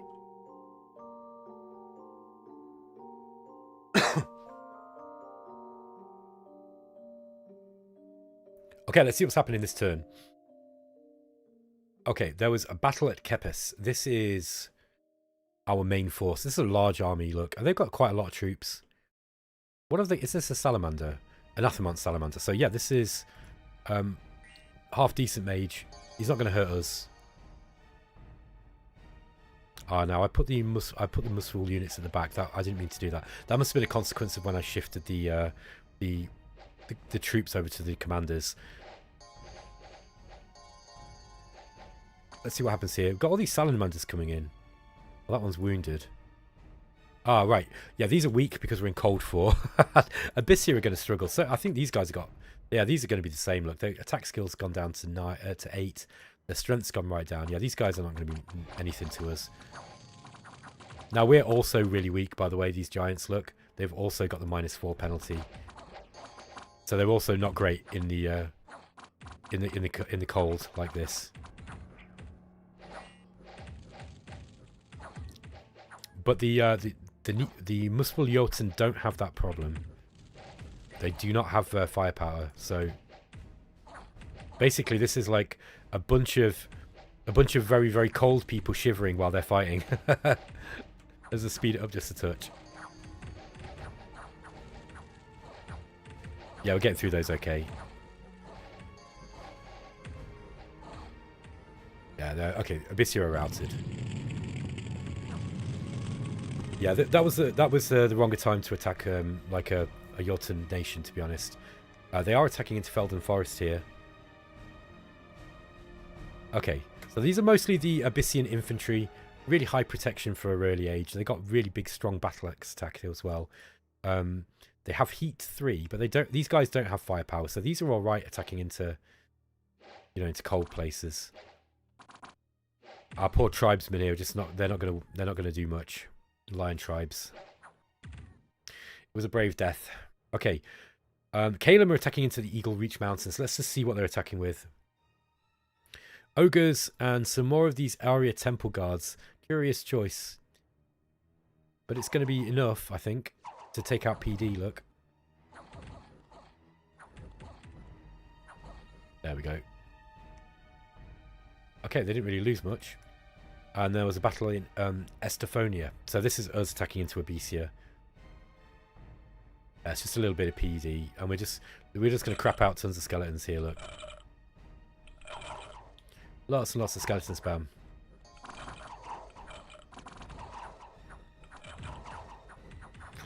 Horde of Skeletons is the exponentially growing army. I love it. Not exponentially, but it's the army that keeps on growing. Alexander Fedorov said, "Cold nation that is weak in cold." Yeah, Muspelheim are really, really unusual. Some of their troops are weak in cold. I think it's more accurate to say, and some of them, like, they're not as weak as they seem, I'd say. Let's get these guys going down here. Yeah, so they're going down this way now, into the caves, into Shem. So we can't see what's down there. Oh no, they're not moving. There we go. There we are. Now we are. So they're going to go down into there. Actually, I think what we'll do is we'll try and take out this army first. Where are they going to go? They're either going to go onto Golfalas here.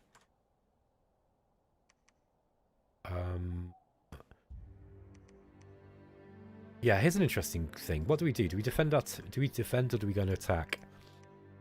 I think we're going to move on to them straight away. I think we're going to have the move because we should have snow move. So I'm pretty sure we'll get to them first. In which case these guys can go down into this cave here.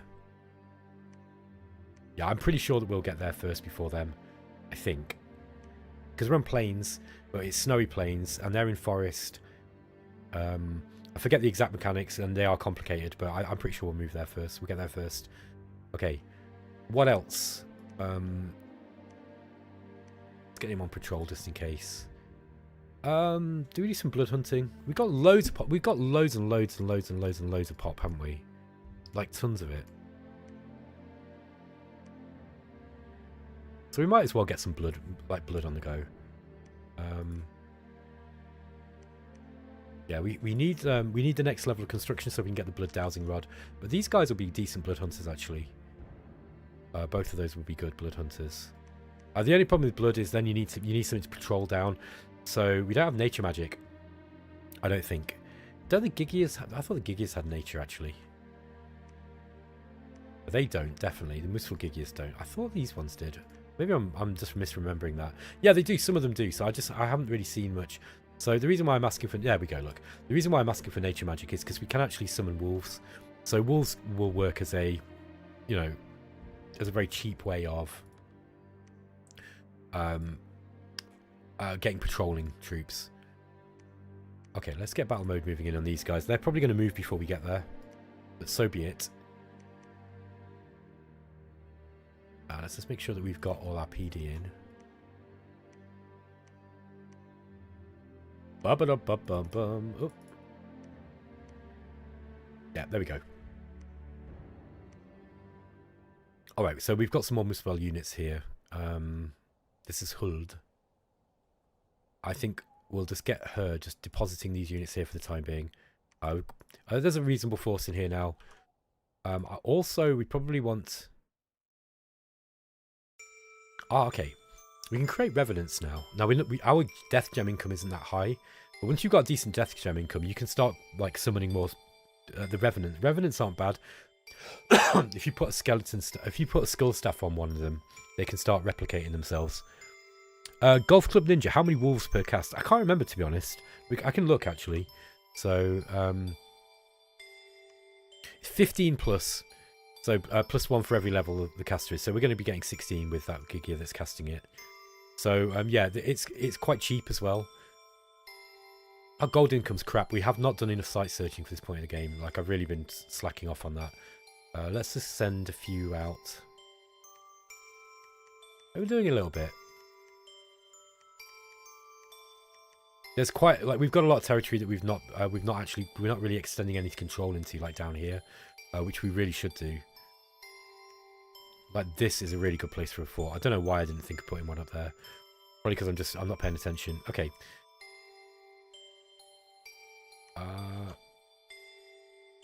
Right. Let's get you guys, and I want to give you a couple of gems. Ooh. Oh, we don't have a. Have we not got a lab here? God, I really am being slack. Right, let's get a lab up here. Okay, we need more gold, so...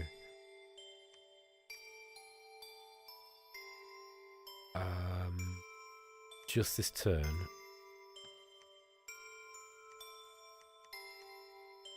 Yeah, I should have built a lab here. I don't know what I'm playing at. There we go. So let's get a lab up. These guys... Yeah...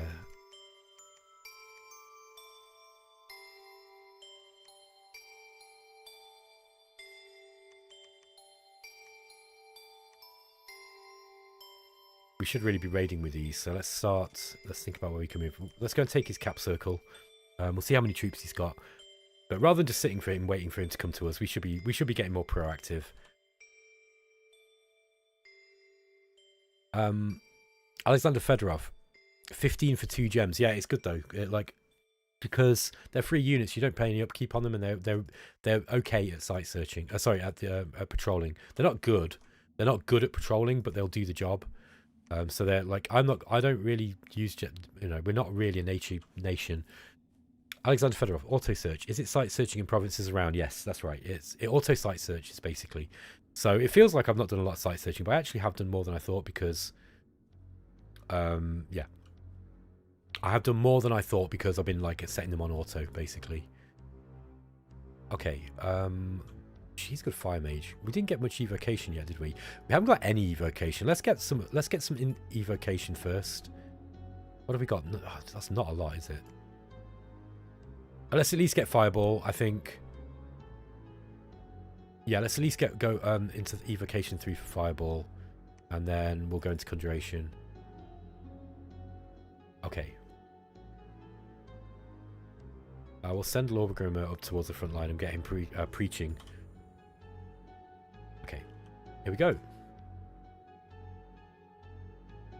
This is going to be my last couple of turns, guys. I think. In fact, I think I'll make this my last turn, and then what I'll do is we'll go.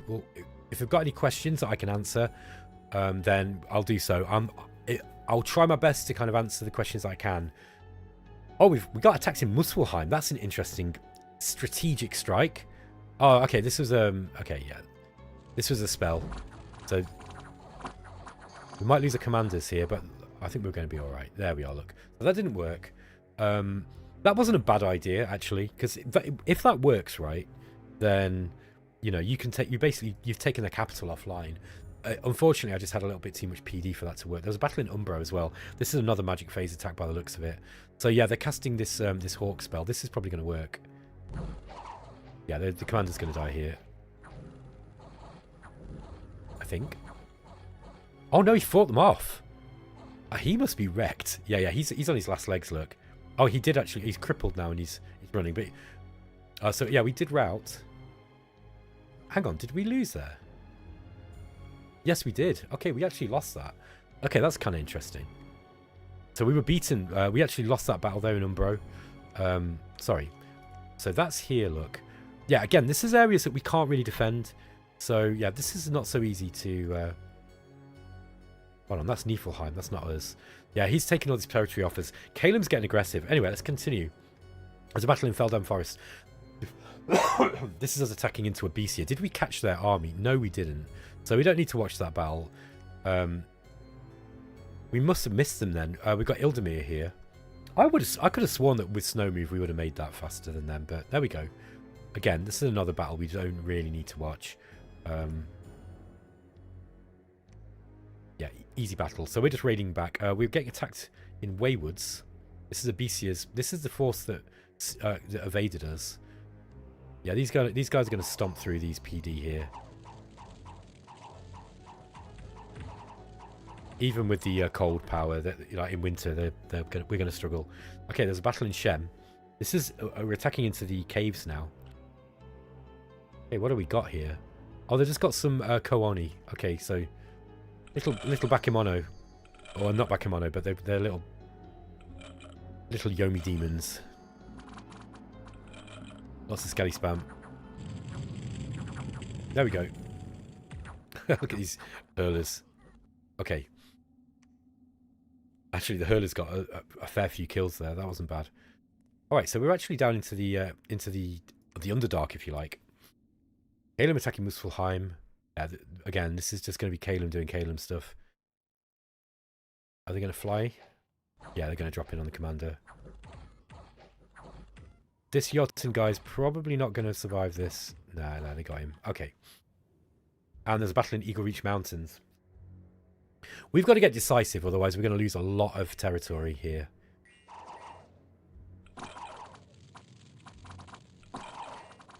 Look at these guys throwing their javelins over into these slingers. Okay.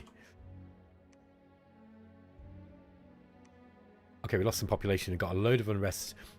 Young raging rebels have started riots and uprising in the province. Everyone is on the edge, ready to kill and plunder. Some of these you've got to deal with, by the way. Because I'm playing on stream and I'm not playing very efficiently, I tend not to worry too much about the events because there's so many of them. But some of them you've got to be careful. You've got to keep an eye on them. Okay. Your undead and demonic troops in Bycliffe are struck by holy fire. Wow. Okay.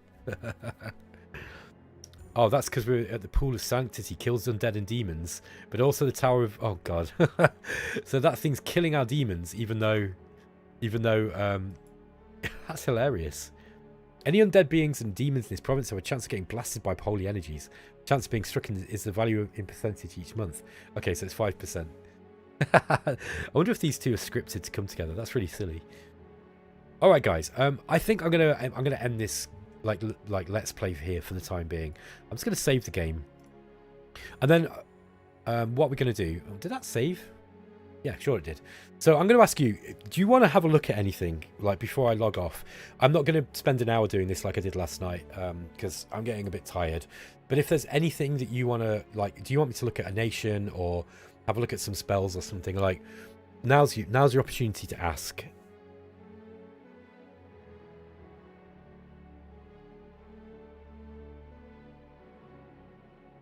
Now is your chance. Speak now or forever hold your peace. Until Thursday. I realise there's a little bit of a delay in... Show the Dogmen Nation, says Golf Club Ninja. Ropeman says M.A. Machaka Sprites, and Vinznar says Helheim. Alright. Amnesia, thanks for the stream, Battle Mode, rest well. Thanks, mate. Okay, so... let's do this in order that we got it. The Dogmen Nation. Actually, I'll look at Machaka first, because that's going to be quick. So... M.A. Machaka Sprites. Where are Machaka? I can't even see them. There they are. Right down here. Okay. So we've got the pygmies. I don't think those are changed. We've got the militia. The spiders, are they changed? They don't look any different. They've got this. They've still got this kind of like kind of low resolution-ish looking one here. Maybe it's okay, so we have got some new sprites. Like this Spider Lord, I think, is a new one. I never played middle-aged Machaka, to be honest. I kind of had heard bad things. They don't look different to me, but I don't know if it's just me, guys. Because I'm not really that familiar with this nation, to be honest. Yeah, that has not changed. The Anansi and Spider Sorcerers look the same. I think this is the one that I think looks a bit sketchy because it looks a little bit low resolution. Like compared to like these ones look really good, but these big tarantulas, the hunter spiders, sorry, they look a little bit low resolution. Okay, sorry guys, I'm going to try and catch up with what you're all asking. So show the LA Dogman Nation, please. Okay, so let's do that. This is the sign of Thessalians of Andromania. These are the Calistrii, civilized and culturally advanced sign of Thessalians. Okay, so these are one of the offshoots of Magnificent Ind. So you've got your basic sign of Thessalian, and these guys are, look, this is the militia. They're quite expensive. Look, 20 gold for a militia is quite a lot, and 15 recruitment points. But they've got 2 attacks, look, and they're strong. And yeah, they are not bad. I mean, for a militia, let's look at one of their better soldiers. Like, let's look at the soldier. They look like quite high in resources as well, and they're expensive. But look, the chassis is good. They got high attack and defense. They got good protection. They got 2 attacks. They got formation fighter as well. So these are size. So that means you're going to get 3 of these in one square. So that's pretty good. They're going to be fighting. I guess you're going to need a lot of them. So they're going to be quite fighting in small, compact groups. But they are very strong. So you probably want to be. I don't know. This is where the combat in Dominions has changed so much because of the battle sizes. Excuse me. Because the battle sizes have changed, you've got to think now about getting flanked more. So I think really when you've got like troops like this that's going to be fighting in close formation and they're expensive, deploying them is going to be a bit more of a thing, right? So yeah, it's going to be interesting. Let me just check. Like, so Helheim. Okay, Helheim. Let's have a look at Helheim. I don't know if Helheim has changed, has it? I don't, again, Helheim have not played with a whole lot, so I don't know how much they've changed. They will have changed, look, because they've got glamour. Yeah, they've still got the same lineup, look, so there's nothing changed here. But they're going to have glamour instead. They've got air and glamour. That's interesting. Okay, so here's the Hunger Draught. Excuse me. So they've got Death 3 and Glamour 2 with a chance of one of these paths as well. Okay. Yeah, that is going to change those guys quite a lot. We've got the Dis as well, has got the Glamour and Air separated. I don't really remember what they were for, but I hope this is helpful. Then you can figure it out for yourself. So we've got Death 1, Glamour 1. Helheim lost blood, it looks like. Yes, it does. So they're no longer a blood nation. Okay, that's interesting. Death, glamour, air, earth, and some fire. Yeah, so they've got cold limit 1, death limit 1, and magic limit 1. Okay, there you go. So there's Helheim. They do look different. I'll just have a look. They got glamour from Helhala now. And they get 4 death gems and 1 from Gnifalf and the Svartalf as well. Have a look at the Svartalf actually. Okay, so he's got the earth magic. And he gets some fire and air in there as well. And death. More death. Okay. Can I see a really wild bless? So can you just be more specific? Dark side cookies. Can someone on Discord was asking about the MR screen for Knights of the Chalice? Okay, which one's the Knights of the Chalice again? Is that in man? I think it is, isn't it? Middle-aged man. No, I might be thinking of the wrong one. Sorry. Yeah, again. Oh, is it Marignon? No. Oh yeah, there we are. So sorry, what we were asking. MR bonus against control effects.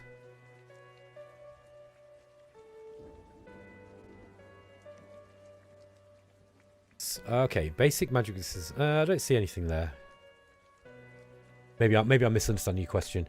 Vega Unestes Valastad. It'd be cool to see if EA Ulm and other cold hot nations have those forts protecting against either temperature. Okay, I can check if it's written down.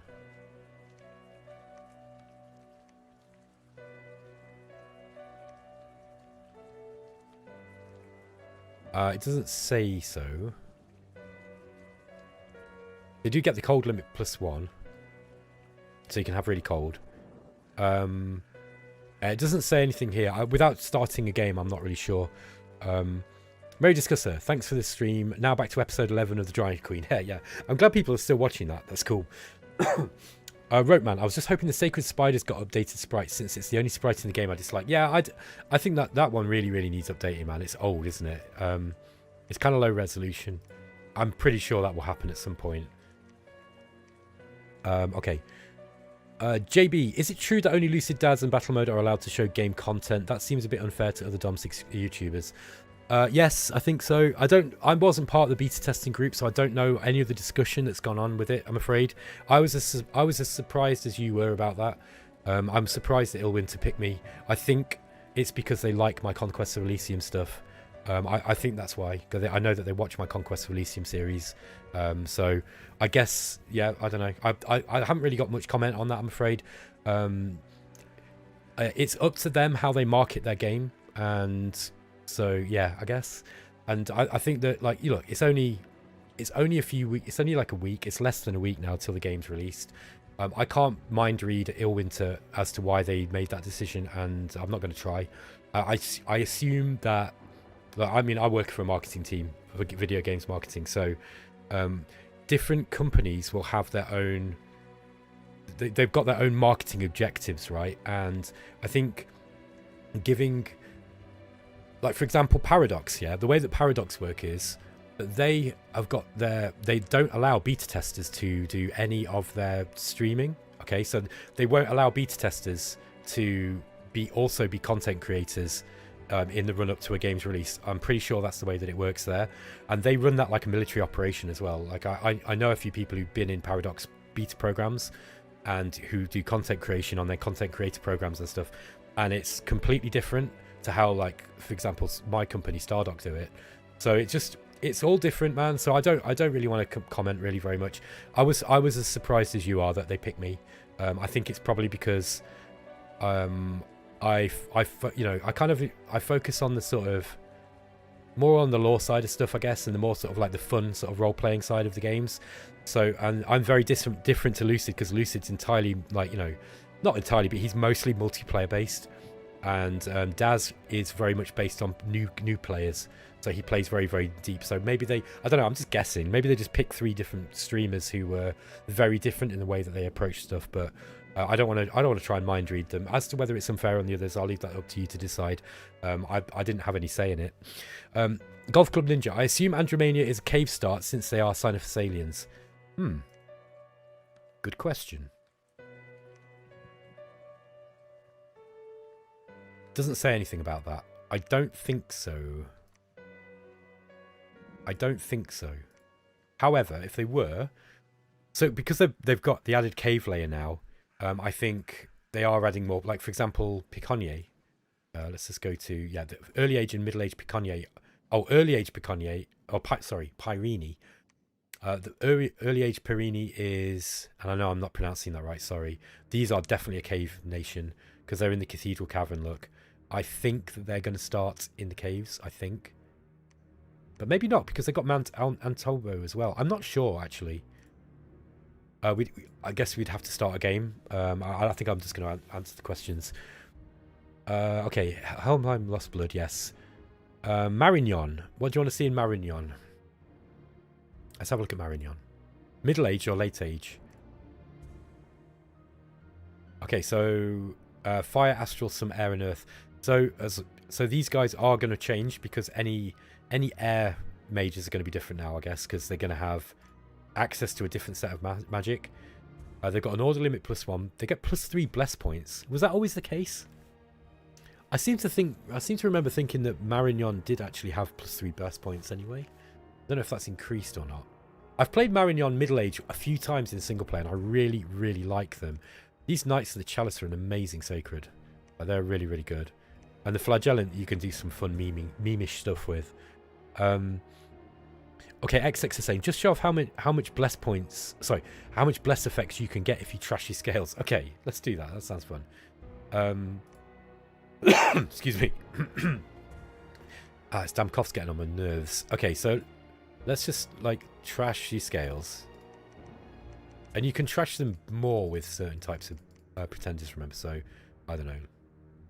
Pick a death. Yeah, pick a hand Hades. Okay, so we can go deeper into death even. I don't know, like, let's say you're just going for some kind of, oh no, let's probably pick something like this. Frostfather. Okay. So we can go deeper into cold, I guess. So, God, look how many design points we've got there. We've got loads. loads and loads of design points for completely trashing your scales and imprisoning someone. So I don't know, like... Okay, 38 bless points. Can we get more? I don't think so. Obviously, you're not gonna have many Dominion points there. But yeah, you could get like Unbearable Splendor. That's gonna be... Wow, that used a lot. That's 12 bless points. Okay, but that blinds anything that attacks you. Okay, then I don't know, like Hard Skin. Got 20 left at that. What else could we get? Like you could pick something like an Obfuscate. That's probably not a good one. I don't know. I'm just messing around, right? But you could go really, really deep into this. Look, you can get a lot of bless points. So if you really, really trash your scales, you know, like let's say you're playing someone who likes trashing scales a lot, like Mictlan or anyone else who can control their Dominion with blood sacrifice, then I guess you can probably go quite deep into it. You can get quite a lot. Look, there you go. That's just a random bless, but that's a pretty, you know, that's quite a lot of stuff for your sacred units if you were to do that. Okay. Okay, what else? Dark Side Cookies is saying for the mount. Okay. This was on Marinon again. Is that right? Hold on. Let me just double check that's what you're after, sorry. Oh, Knights, yeah, it was Knights of the Chalice, so the mount. Protection. Sorry, it was magic resistance. I can't see anything there again on MR.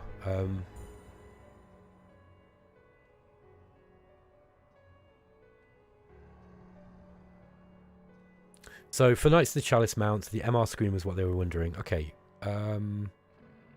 Yeah, not sure. I can't see anything impressive in here. Unless I'm missing something. Yeah, you get this. So these riders have got this skilled rider thing. So this increases the morale and defense skill of the mount. That's kind of interesting. Yeah, no worries. Thanks for looking. Yeah, yeah, no worries. Yeah, it looks like I can't see anything in there that looks notable. XX, thanks. Glad to see you can still pull off some wild blesses. Yeah, you can. They've not nerfed it that heavy. I think the reasoning, at least this is what Lucid was saying on his video. The reasoning behind the bless point system, I think partly was so that it kind of nerfed rainbow mages a bit, because like like everybody was just using rainbow mages, and that's boring in multiplayer, right? Like they were having to come up with house rules and stuff to stop people just picking the same bless all the time, or the same few blesses. So I think that's why, basically. Look, we like this is your classic, this is your quintessential rainbow, right? Yeah, unless you've got something more specific that you want to do. You know, someone will do this kind of crap, right? And then so now you've not only got to like you don't immediately get access to those, you know, like for example, you don't now have to have any points, like more than 3 points, sorry, 3 or more points in fire in order to get like bless effects for these. So it's kind of more versatile now, but it means you do overall get less bless effects, I think, because some of them are expensive. So for example, look, this costs 3 bless points, 4, 5, 6. This one's 12. So yeah, some of these extra ones are going to cost more. Like this Swamp Survival here costs 2 bless points, even though it's only 1 water, if you follow me. So yeah, it's kind of it's shaking things up a bit. It's definitely going to change the game meta in multiplayer. Let's just see if I've missed any more questions, and then I think I'm going to end the stream, guys. So I think we've got it. Yeah, I think we've pretty much hit it. Okay, folks, I'm going to end the stream here. So thanks a lot. Thanks for watching, guys. I really appreciate it. I'll probably be playing a little bit more tomorrow if anybody's interested. And yeah, if you've got any more questions, come on and check it out then. Thanks for watching, folks, and I'll catch you next time. Take it easy.